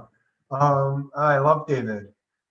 So we're coming up on the start of hour 3. I think I'm going to take a quick little break to recoup, and then spend the last hour hopefully finding kind of a resolution to the picture. Is that okay? Is that okay? I can't even talk now. Does that sound okay to you guys, Bruno and Hannah? Yes, of course. But when you say a break, what do you actually mean? Oh, 5 minutes. Sure, but you leave your screen on, right? Yeah.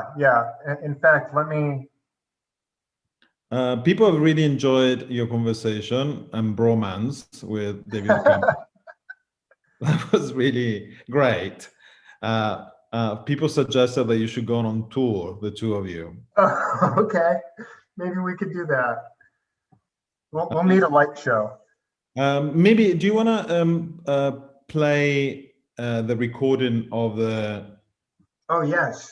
I'll do that. I'll put that on, and then I'll take my quick break and be back in maybe 5 or 6 minutes. And I want to... And thanks for everyone who has purchased copies of the book or other perks of the Kickstarter campaign. Please carry on doing it. Be right back. Okay, so this is a recording of T.S. Eliot reciting The Wasteland. So I'll read you guys with this. The burial of the dead. April is the cruelest month, breeding lilacs out of the dead land, mixing memory and desire, stirring dull roots with spring rain. Winter kept us warm.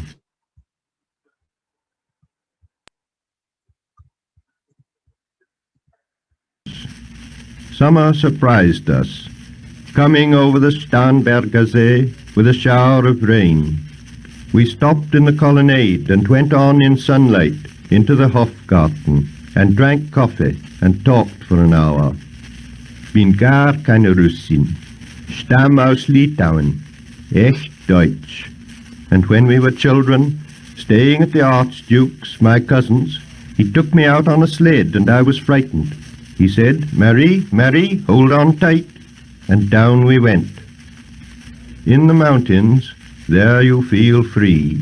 I read much of the night and go south in the winter.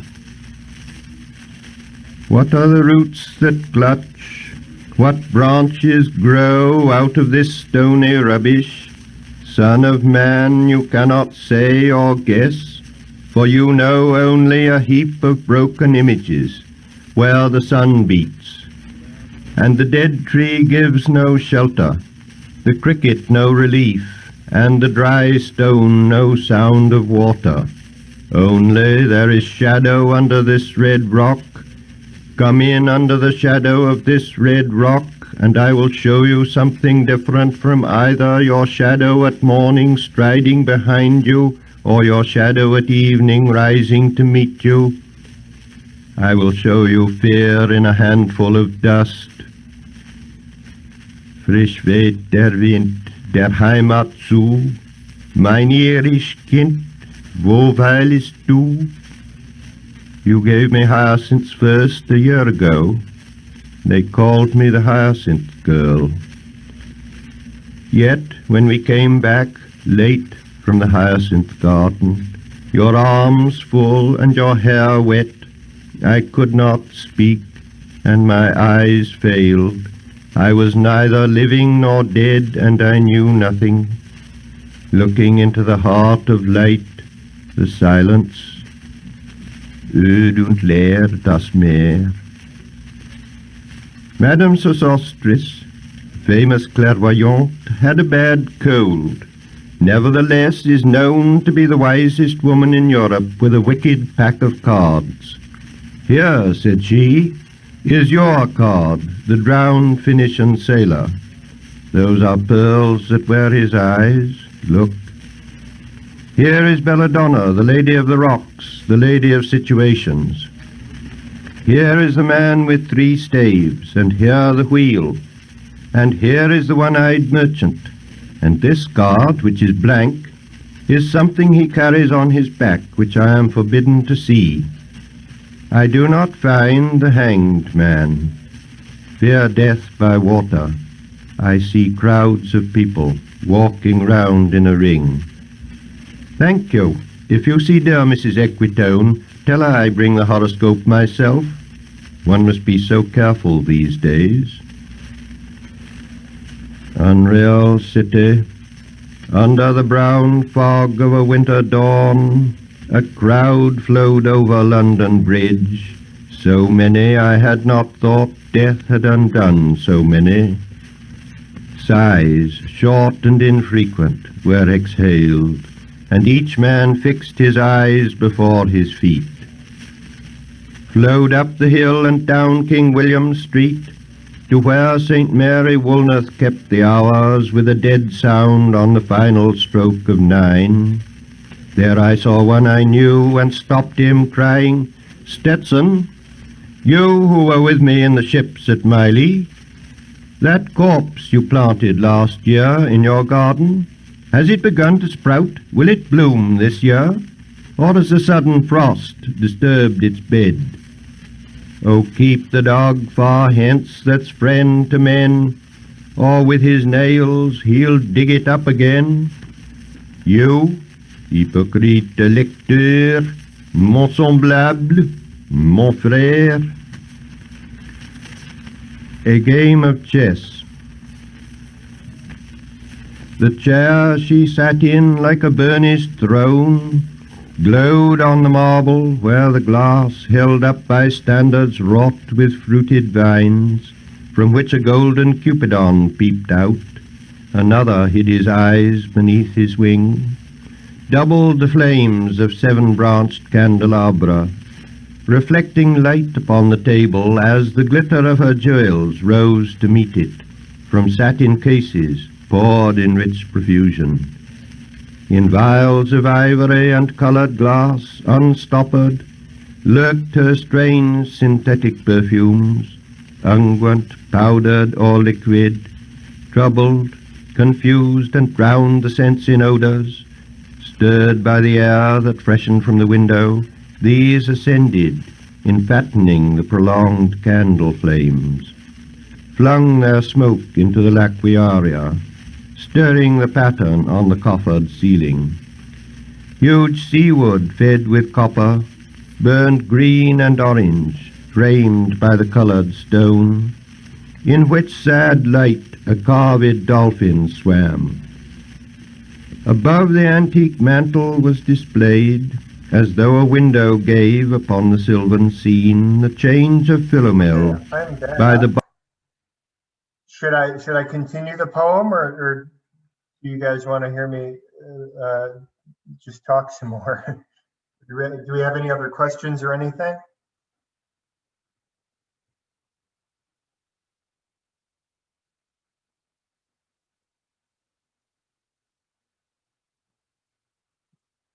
Okay, maybe Bruno and Hannah have stepped away for a moment, but I'm sure they'll be back soon.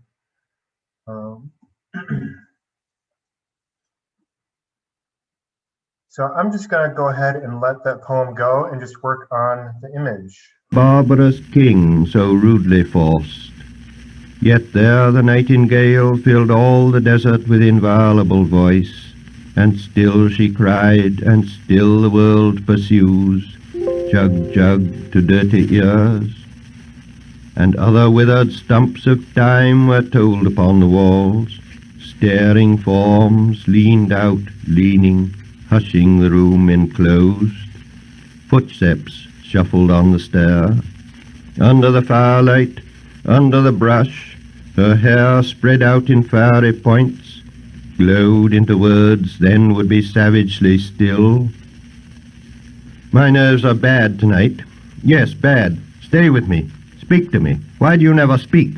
Speak. What are you thinking of? What thinking? What? I never know what you are thinking. Think. I think we are in Rat's Alley, where the dead men lost their bones. What is that noise? The wind under the door. What is that noise now? What is the wind doing? Nothing again, nothing. Do you know nothing? Do you see nothing? Do you remember nothing? I remember those are pearls that wear his eyes. Are you alive or not? Is there nothing in your head? But oh, that Shakespearean rag, it's so elegant, so intelligent. What shall I do now? What shall I do? I shall rush out as I am and walk the street with my hair down, so. What shall we do tomorrow? What shall we ever do? The hot water at 10, and if it rains, a closed car at 4, and we shall play a game of chess, pressing lidless eyes, and waiting for a knock upon the door. When Lil's husband got demobbed, I didn't mince my words, I said to her myself, hurry up, please, it's time. Now Albert's coming back, make yourself a bit smart. He'll want to know what you done with that money he gave you to get yourself some teeth. He did, I was there. You have them all out, Lil, and get a nice set, he said. I swear I can't bear to look at you. And no more can't I said, and think of poor Albert. He's been in the army 4 years, he wants a good time. And if you don't give it him, there's others will, I said. Oh, is there, she said. Something of that, I said. Then I'll know who to thank, she said, and give me a straight look. Hurry up, please, it's time.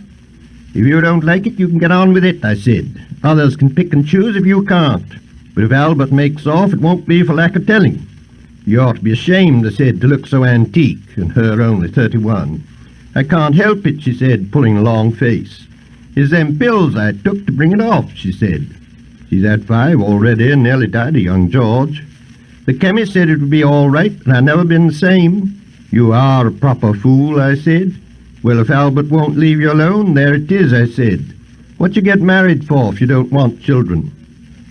Hurry up, please, it's time. Well, that Sunday Albert was home. They had a hot gammon, and they asked me in to dinner to get the beauty of it hot. Hurry up, please, it's time. Hurry up, please, it's time. Good night, Bill. Good night, Lou. Good night, May. Good night. Ta-ta. Good night, good night. Good night, ladies. Good night, sweet ladies. Good night. Good night. The Fire Sermon. The river's tent is broken. The last fingers of leaf clutch and sink into the wet bank. The wind crosses the brown land unheard. The nymphs are departed.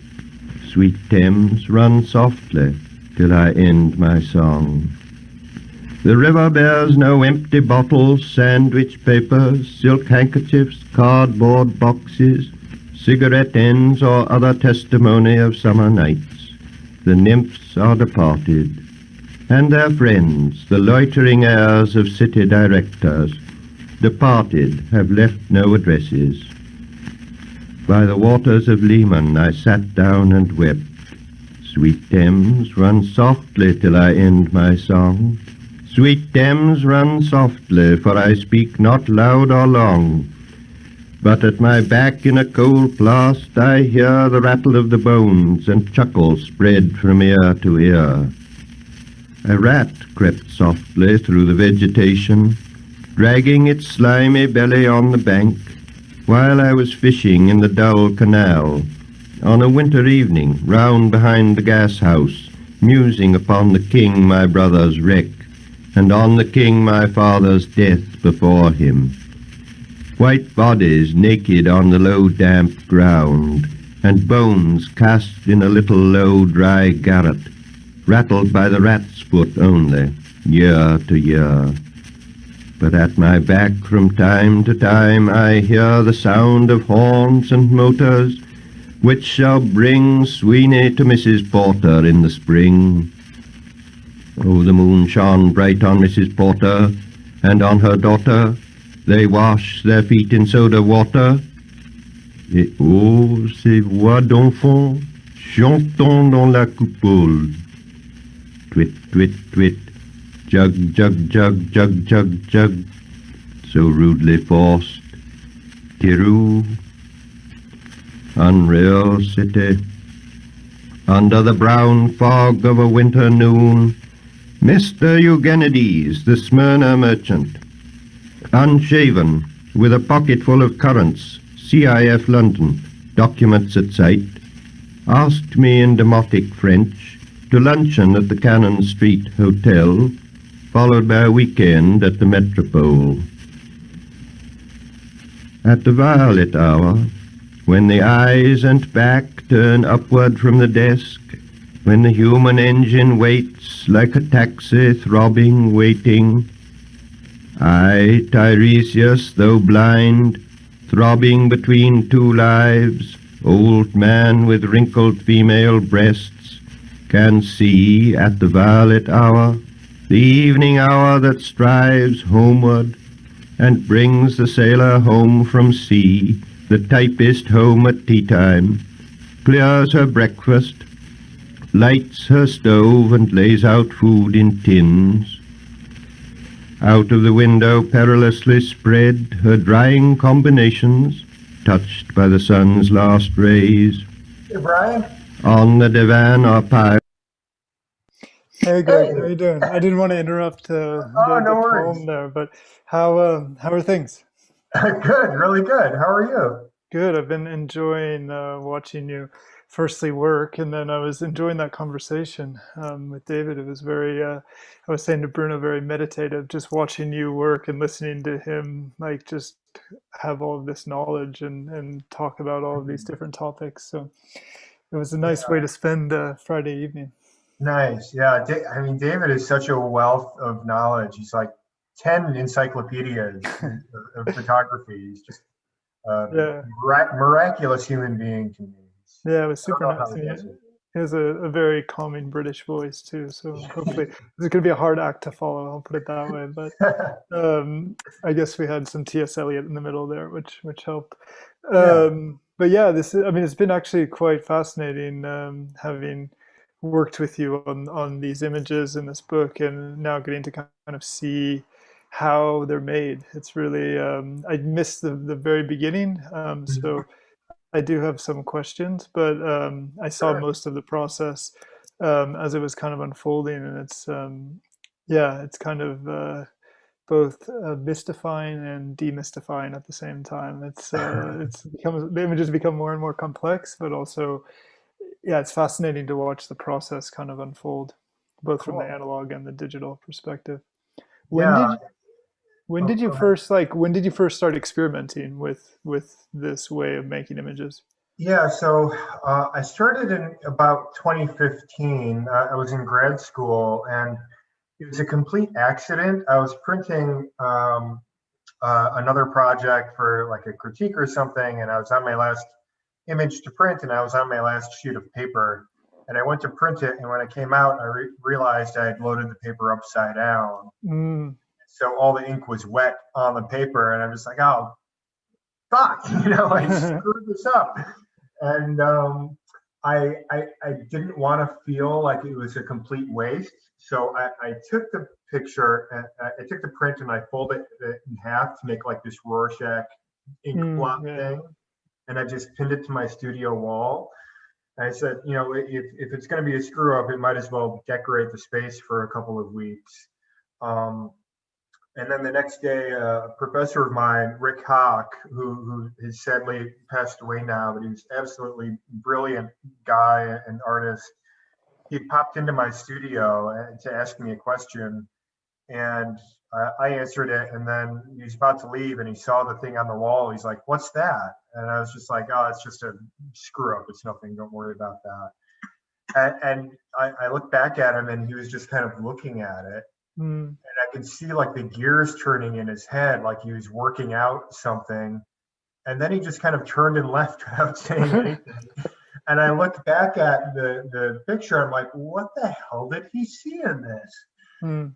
And so it got me thinking, okay, well, there must be something there that I could pursue. And so I think a couple of weeks later, I started printing more images in that manner, and just playing with the ink and seeing what was possible. And it just kind of all snowballed from there. Spiraled from there. Yeah, it's interesting the kind of connection between a mistake or something that wasn't intentional, that just kind of happened, a byproduct of doing something else.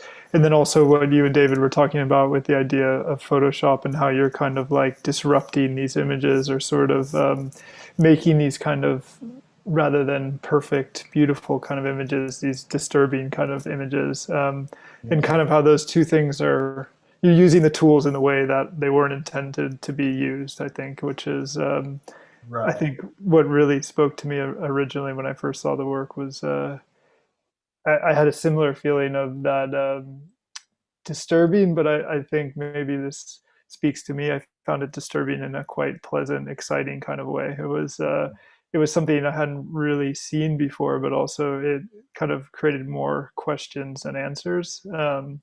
And I think hopefully, yeah, the book and the way we're trying to work with the layout will also do a similar thing, and will kind of, I think, disturb in some way, but also I think leave people thinking a lot more about what they're looking at and kind of how they're engaging with it. Yeah. Which Um, was my next question for you, was how when you, after you started making this body of work, because how we met and how we came together in this process, you had already started laying the book out, and you had already kind of started thinking through the processes of how these images would work within a book.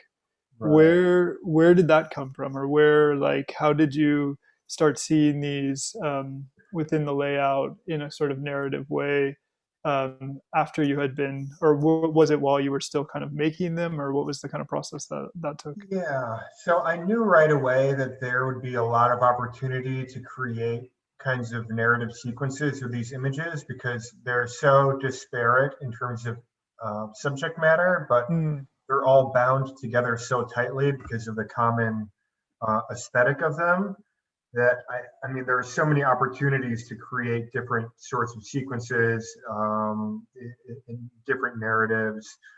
I think it just started with playing around, and just testing out different combinations.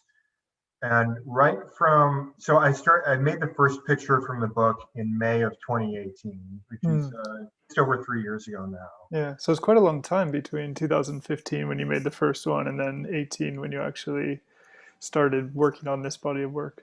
Right. Yeah. Initially, I had used the process for a different body of work, where I would use like news images, I see. and to kind of take these pictures that were reporting on specific stories and kind of turn them into more like generalizations. Yeah. But when I started this work that's too much.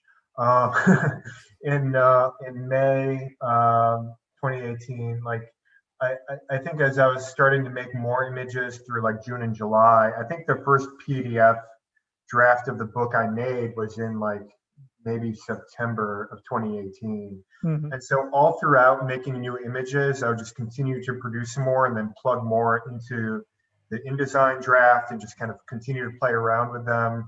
I think at this point now, there are probably 50 or 60 different drafts of the book that I've made over the past.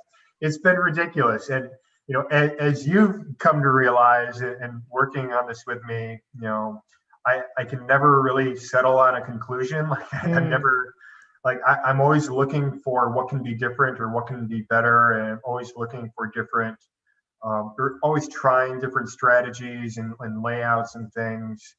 And I guess I'm never fully satisfied, which is kind of a problem, but also maybe what led me to making this really strange work to begin with.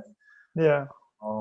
Yeah, it's interesting you say that because I think there's a parallel between the layouts and the kind of attempts in the different drafts and the different ideas, and also just watching what you're doing now where you're like constantly experimenting and constantly manipulating and reworking. And I imagine too, I know from having worked on it with you, like there's different iterations of the same image, there's different kind of versions and you keep constantly tweaking or changing or modifying it in some way.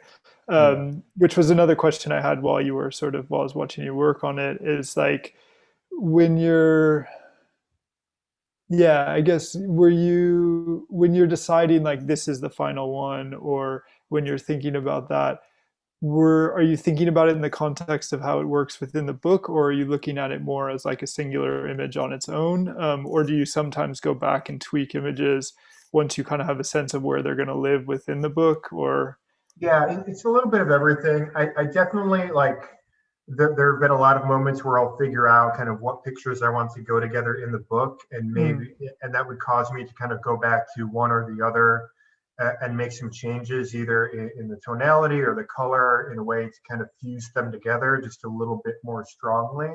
Yeah. There are definitely other cases where I'll look back at an image I haven't looked at in a while and just decide that, there's more that I could do with it. I think part of it is because, I'm just consistently making new pictures, and consistently like my technique is refining and my own judgment and taste is refining. And so a lot of times I'll get to a point where I'll look back at an image I made like a year ago and it doesn't quite add up to the pictures that I'm making currently. So I'll go back and kind of update them a little bit. Yeah.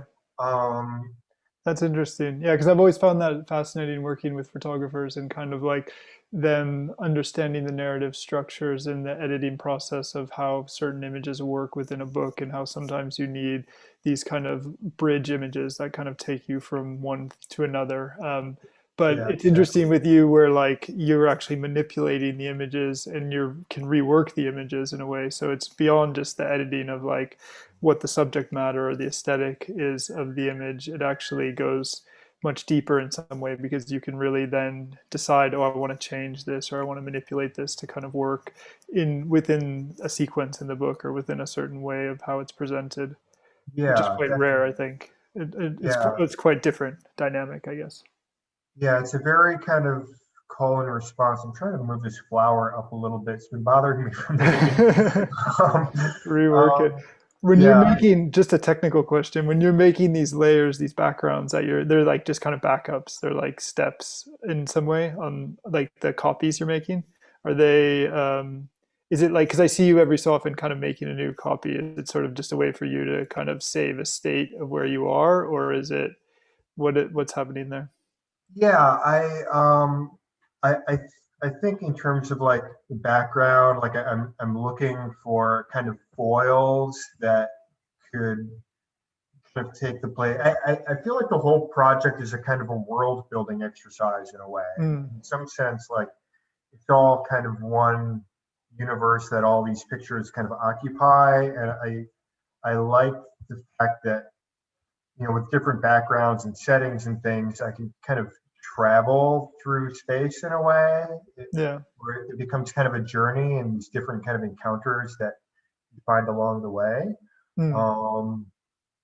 Yeah, that makes sense. I mean, that it's interesting you say that. It kind of leads me to back to a question about the layout and a question of the way you had sort of constructed certain things, because I think when we initially started talking and when I was first kind of exposed to the work, I guess I can say, I was really drawn to the aesthetics of it and just the way that I responded to what was happening. There was something kind of familiar to it, but also something that was very drastically unfamiliar and abstract.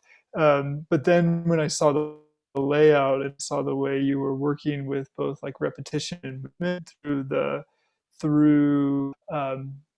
page and through the spreads and through kind of the narrative of the book, it really resonated with me in terms of understanding like this world you were creating and this space that inhabited all of these images. And it was one thing I was just kind of curious as to like where I think the nod to the digital and all of these kind of things makes sort of sense, but where those kind of ideas stemmed from, or where the idea of, and we're speaking in a way where we know the layout pretty well from looking at it. The people who are viewing this don't know it, so they don't really know what I'm talking about right now, but there's a lot of movement of images and repetition of certain images, and you know, almost this movement within the page that's happening.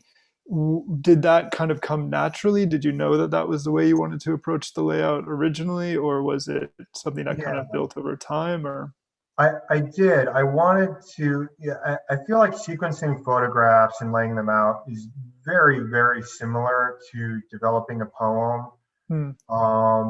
Because I mean, lines of poetry, you know, oftentimes are laid out kind of creatively and spaced across the page in non kind of linear ways. And poems are also tied together by like rhyme schemes and repetition of phrases and words. And I felt that that was just kind of a natural structure for me to follow in developing the sequence layout for the book, is to use repetition, to use this kind of rhyming, and to use maybe some unexpected kind of jumps or transitions, in the same way that you would experience in reading a poem. I was also very inspired by a line from The Wasteland, which is a heap of broken images. And so the early drafts of the book actually kind of mirrored that line pretty literally, where I would just pile images on top of each other. And as you turn the page, another image kind of gets laid on top of what was previously visible.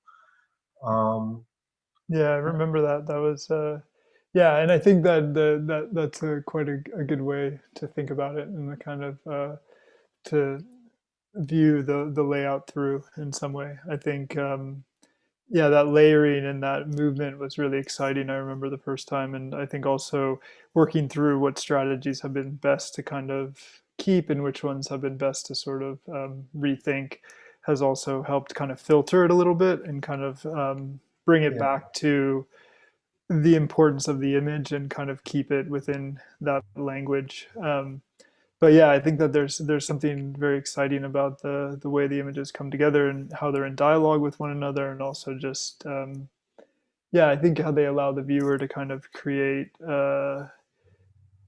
as yeah, kind of like a language in some way, a visual language that you sort of stitch together or you start to read.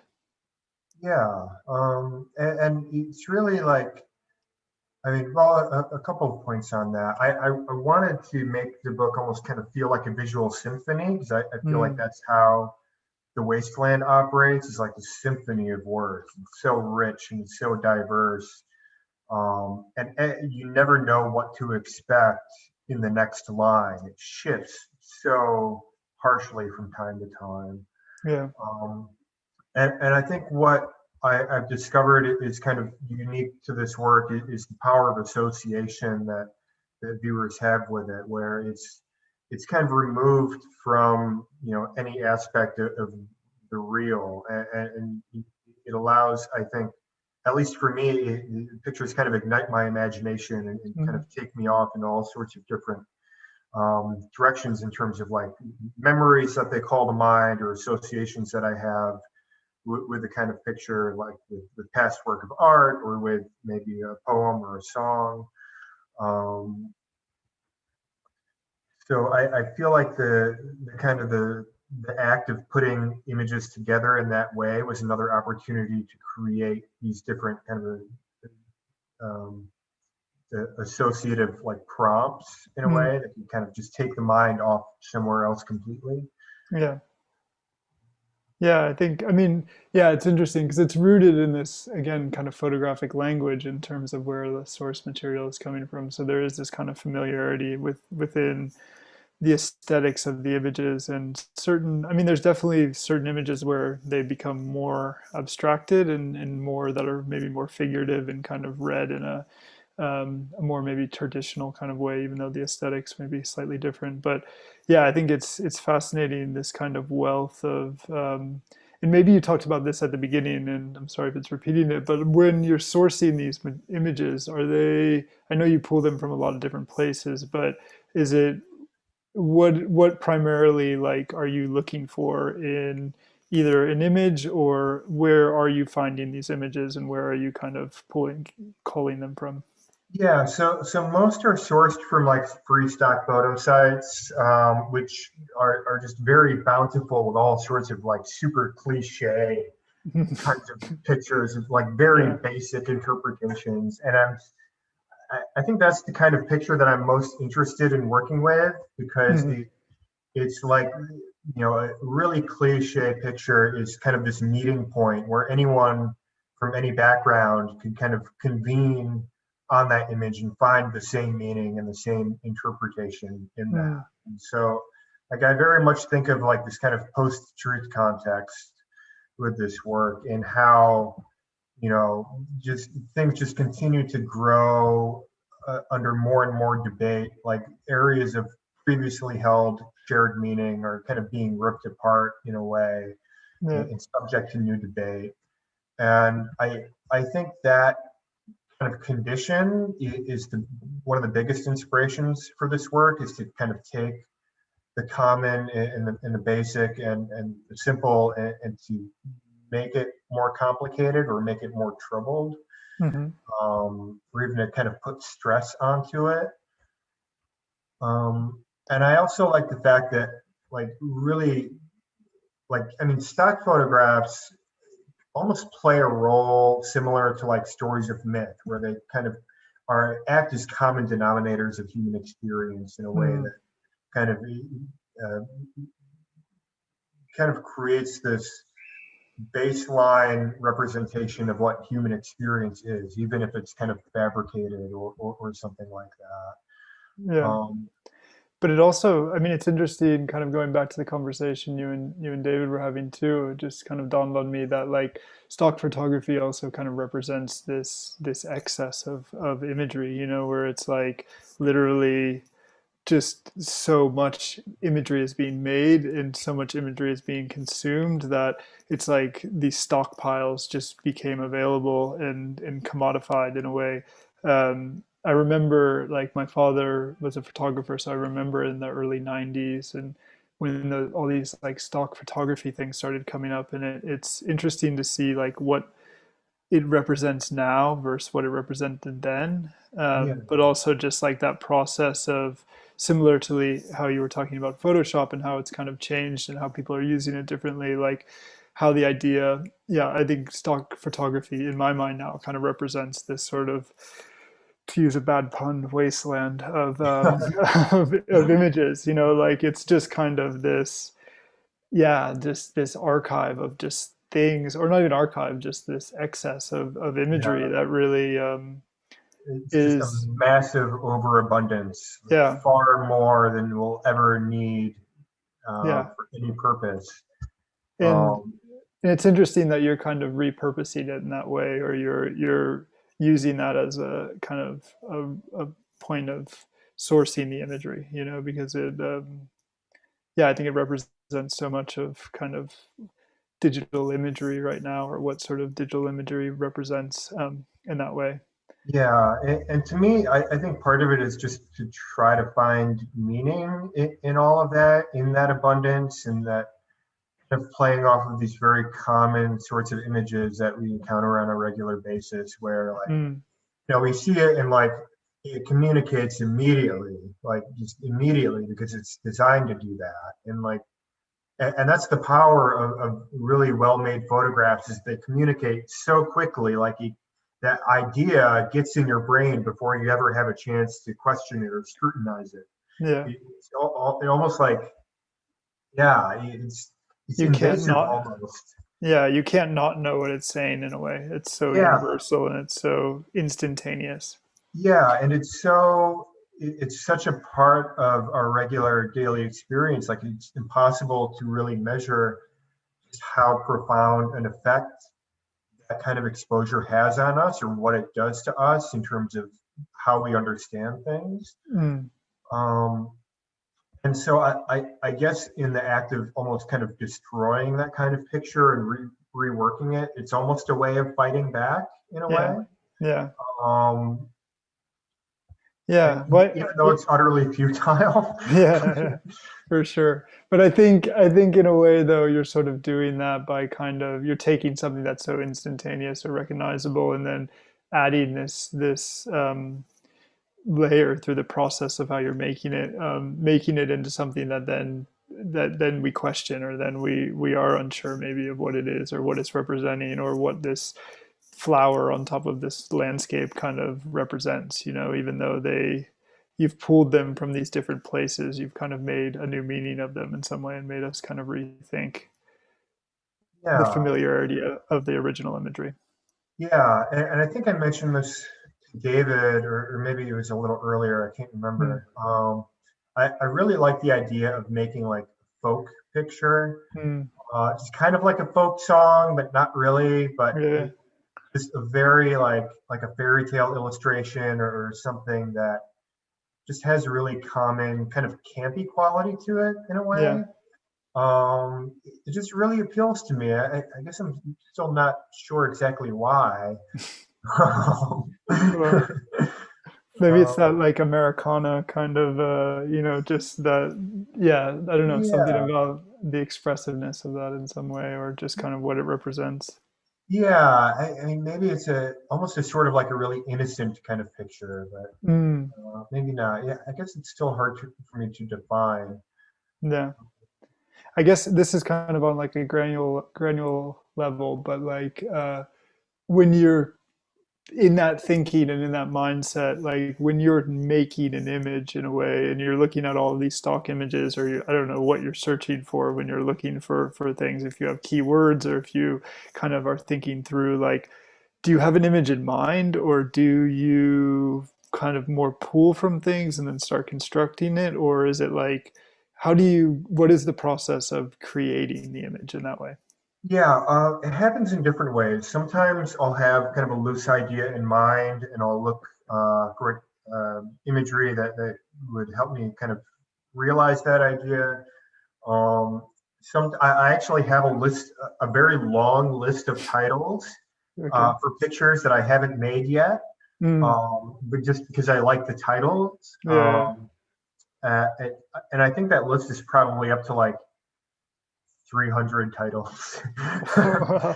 What is your favorite? What's your favorite on there right now? Oh, or do you I'd have to dig it up. Okay. I put you on the spot there. I'm sorry, but I was Yeah, just no, I it's became okay. very curious as to what the titles that won't be in the book are It's going to actually been a long time since I've revisited that list, but I think be. Yeah. one is called Peter's Revenge. Okay. I think one is,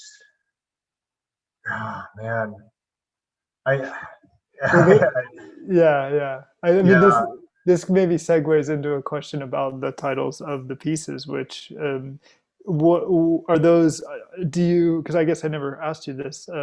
Are those thought of before and then you find the images, or do you make it and then title it because they have such specific names?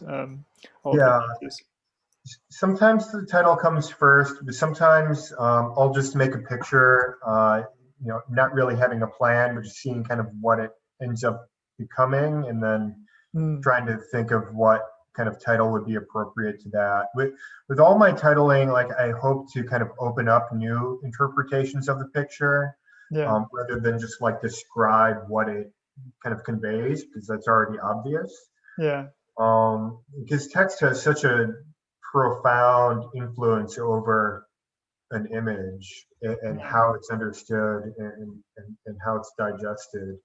And Yeah. I feel like that's an opportunity to kind of really shape where I can help the viewer's mind go off into, and whatever kind of imaginary land that their mind might occupy. I can kind of help to guide them along a certain path. Yeah.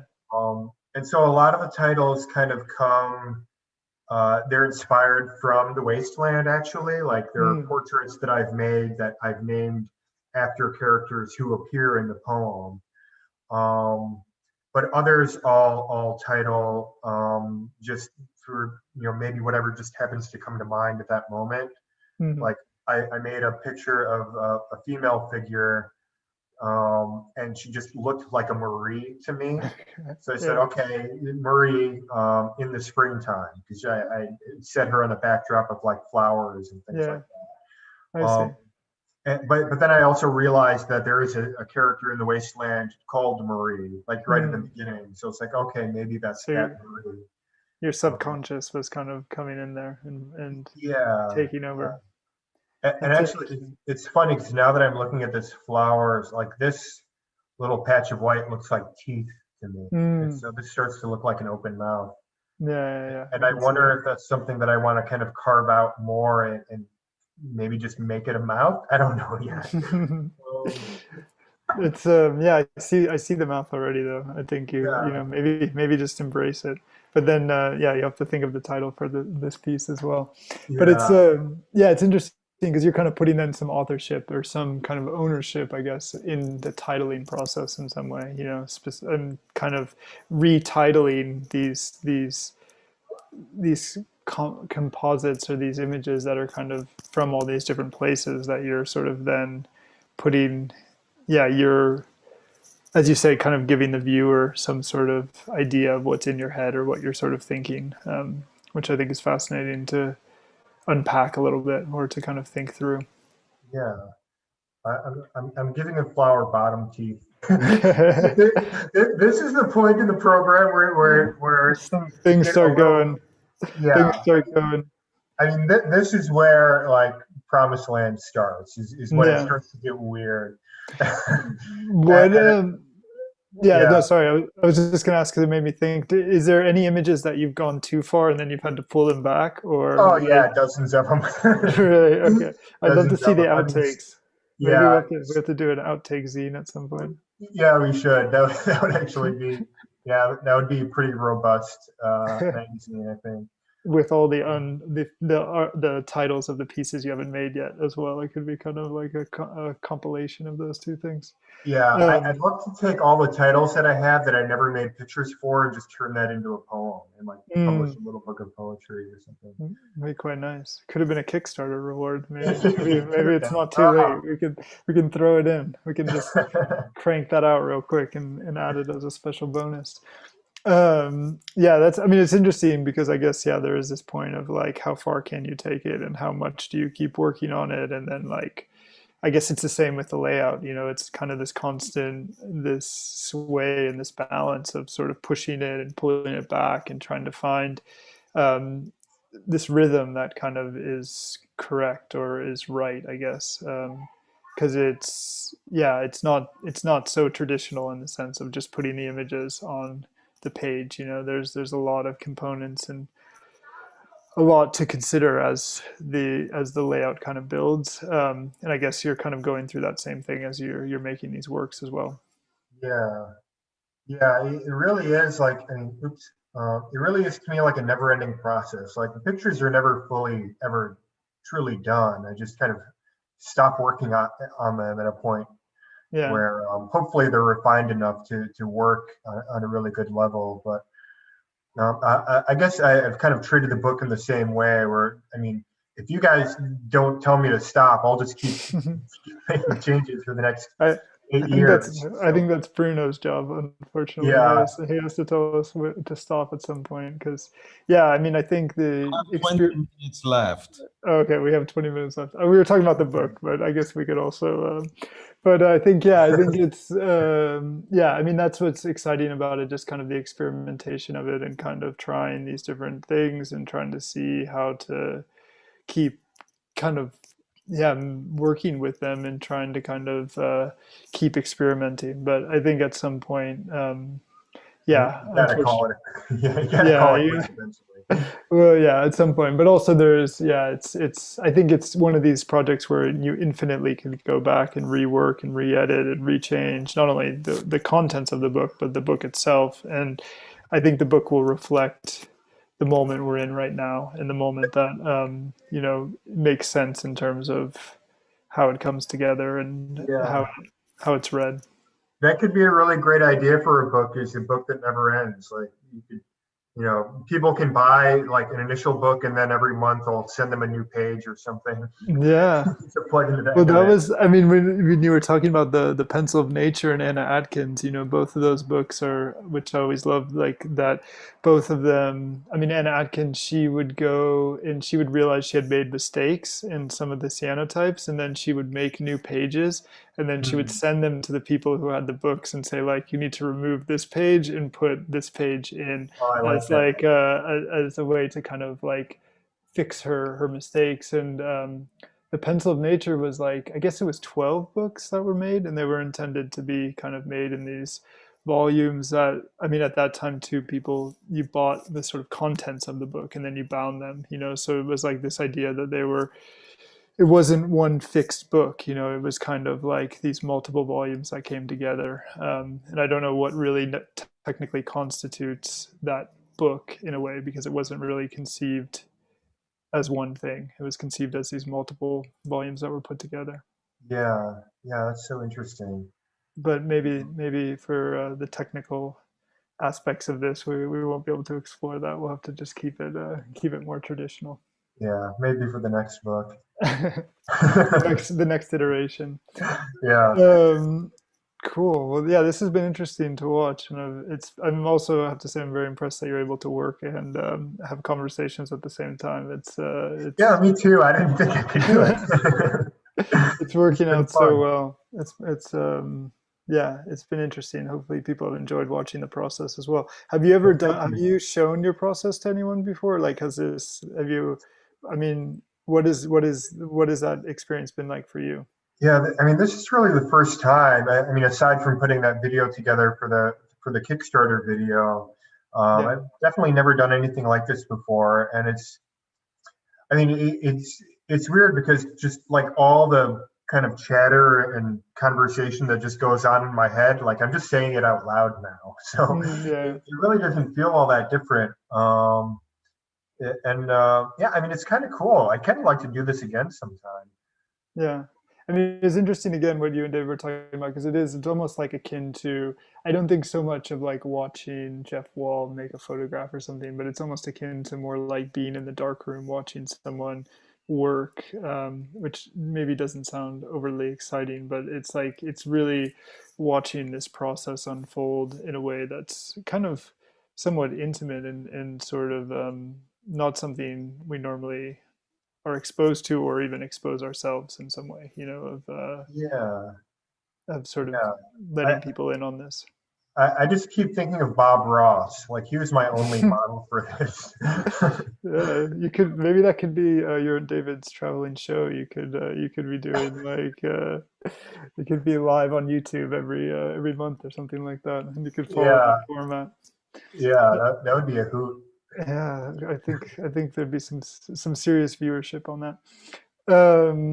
Cool. Well, I've enjoyed this talk. I'm looking forward to finishing everything with you too. I mean, the layout's still a little bit in a not 100% done state, so I'm excited to see how we can kind of conclude that and sort of wrap all of that up, especially now kind of having a little bit more insight into this process.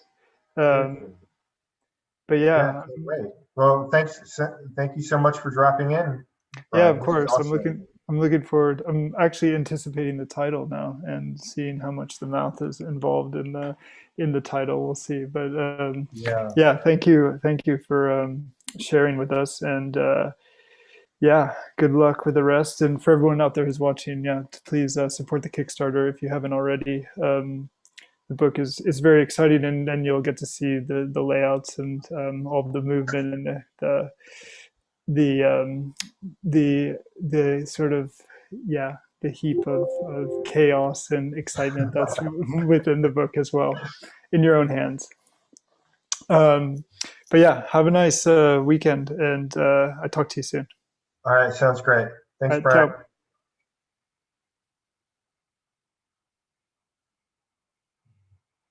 So I'm gonna Greg, go back. 15 minutes to go. Yeah. So I'll let you work and come in a bit, just to kind of Okay. review what you've done.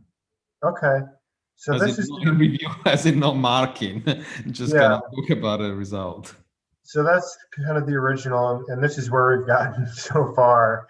It's kind of like a yelling flower. It looks like. Um, and this is the picture that we started with. So you can kind of get a sense of, I'd say this is kind of on average of how far the picture kind of transforms. And I'll probably end up working on this more after this is all done today. Um, I don't know. I still don't know where it's going to end up. It just doesn't feel complete to me yet, but I feel like it's a lot closer than it was, certainly, and it's definitely taking shape as something. And I'm seeing what happens if I get rid of all this kind of texture and just make it like a pink blob. Um,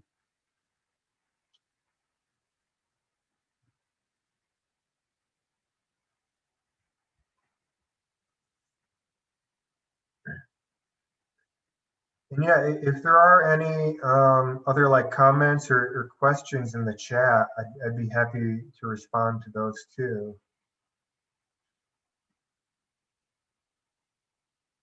There've been comments of people excited that purchased a copy of the book on the Kickstarter. Awesome. You know, thank you, very inspiring, great discussion, that kind of stuff, but no questions. So if people do have a question, please leave it on the YouTube chat.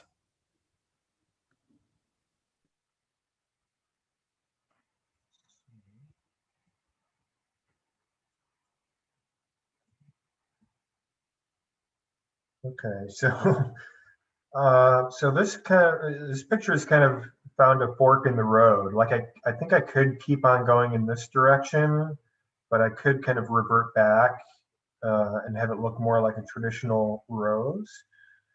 And I think it's the kind of thing. Well, I'll just have to kind of keep playing with this direction and see if it goes into a space that I think works. And if not, I might kind of go back down this path.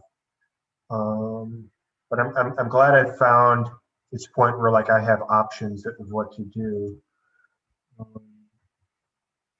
And I think there's more work to be done with finding the right kind of color identity of this. Maybe the sky, I pulled a little too much of the color out. Let me see.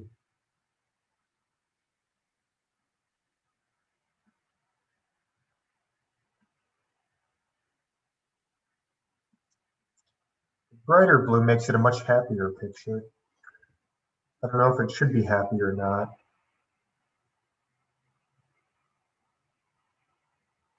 Same with the water of the lake. I think maybe that can get toned down.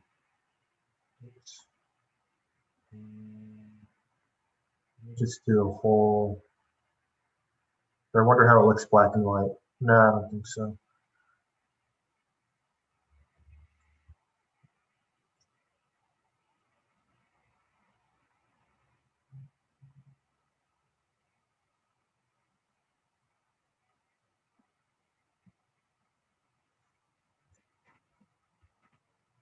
Oops.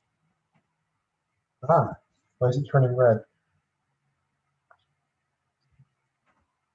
Nope. Okay, it doesn't want to do that.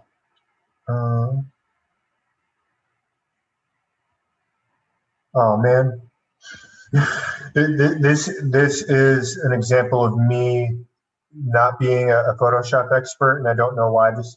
Well, I think I know why it's red, but I don't know how to change it back. I think I accidentally hit a hotkey. So let me just go back and I'll figure that out at a later point in time.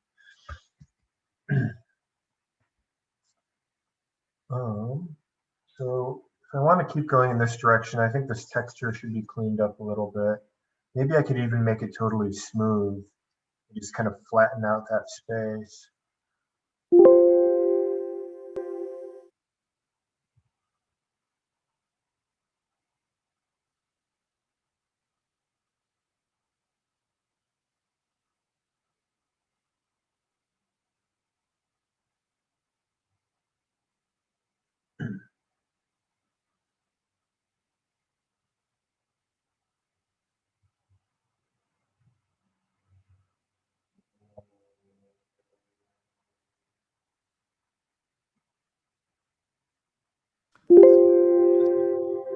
Which is from Brett Siemens.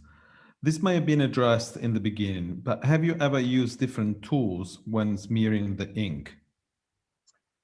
Hi, Brett. Yeah, I've tried a bunch of tools. I found that like little scraps of magazine paper work the best, but I've actually used my own fingers to push the ink around before, which got very messy. I've tried like paint brushes before, which I think pulled too much of the ink up or maybe left too harsh of a mark. Um, and I've tried. I mean, I've played around with actually like making new marks on the paper with like a pen or like a marker. Um, but I feel like I've just kind of settled into the process of just using scrap paper to manipulate the ink. And I think that maybe a future permeation of this work would be, playing with different tools for different effects. But, So you never print again after having worked on Photoshop on the first results of the... Usually not. I mean, there have been points where like I'll be working an image in this space for a while and I feel like I just can't really find the right path forward with it. So sometimes I'll just totally start over. Or sometimes I'll decide to add something new into the picture. And so I'll kind of render a different image in that way and just kind of splice it into this phase of the picture. Does that make sense? But that happens fairly rarely. And for people that might be interested, one of the rewards for the Kickstarter is actually a commission work, so a portrait, which to me sounded like a really interesting idea of giving you the portraits of a loved one or your own portrait for you to manipulate. Or your dog. I do dogs. Sure.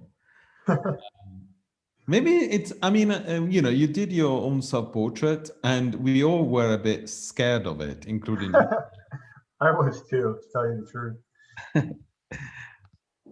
Well, because the images become something strange, you know, in a terms of something that becomes kind of readable and unreadable. So I wonder what's the effect on when you recognize yourself behind that image.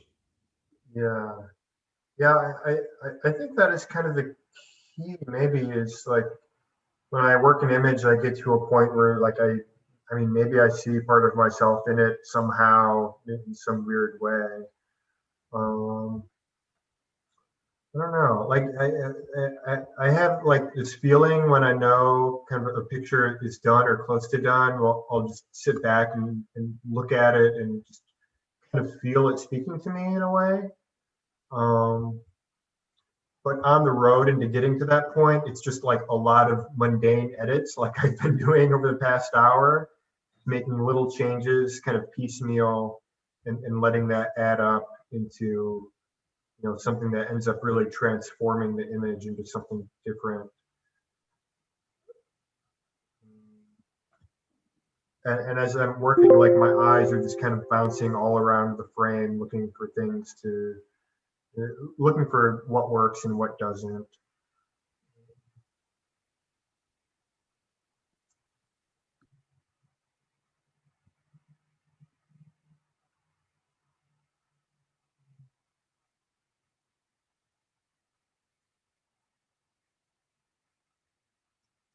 And this is actually probably the point where I'll just need to give my eyes a rest and come back to it later on. Well, But I maybe feel, it's a good moment to stop. Maybe we should see where you started from and where you yeah, got. yeah. So hold on, let me delete this. Um, so this is where I started from, and Which this is is a where, composite of two images, right? right. So actually, yeah, this is where I started from, and then through the rows in the middle of it. Um, and then this is where we ended up. Um, and this was the original scan of the ink print. Um, so transformed it pretty significantly, but it's still, I mean, still recognizable to the original source image. Um, and I'm still debating on whether or not I want to have the flower take this kind of identity, or if I want to go back and have it look a little more traditional. I'm going to come back to it with fresh eyes later on today and try to make a decision. Mm. Well, this has been really fascinating. You know, we debated a lot about, is this going to work? There was something mesmerizing about this. Hopefully people have enjoyed it, people that watch it live and people that will watch it on YouTube. Thank you for all the people that have logged in and those that have supported the Kickstarter campaign. We still have 9 days to go to make it happen. So hopefully people will help out with the publication. I mean, it's also interesting that this publication and the work is very complex. It's not, you know, it's kind of recognizable and not recognizable at the same time. People can't quite make their mind about what it is, which is what I personally love about it. Hopefully this 3 hours has kind of take people into the process, not only of technically make it, but also thinking about it, which I think is much more interesting than just the, you know, technicality of how to do it. Yeah. Cool. Thank you, Greg, and thank you, everyone. Yeah, thanks everyone for hanging out with us. Take care.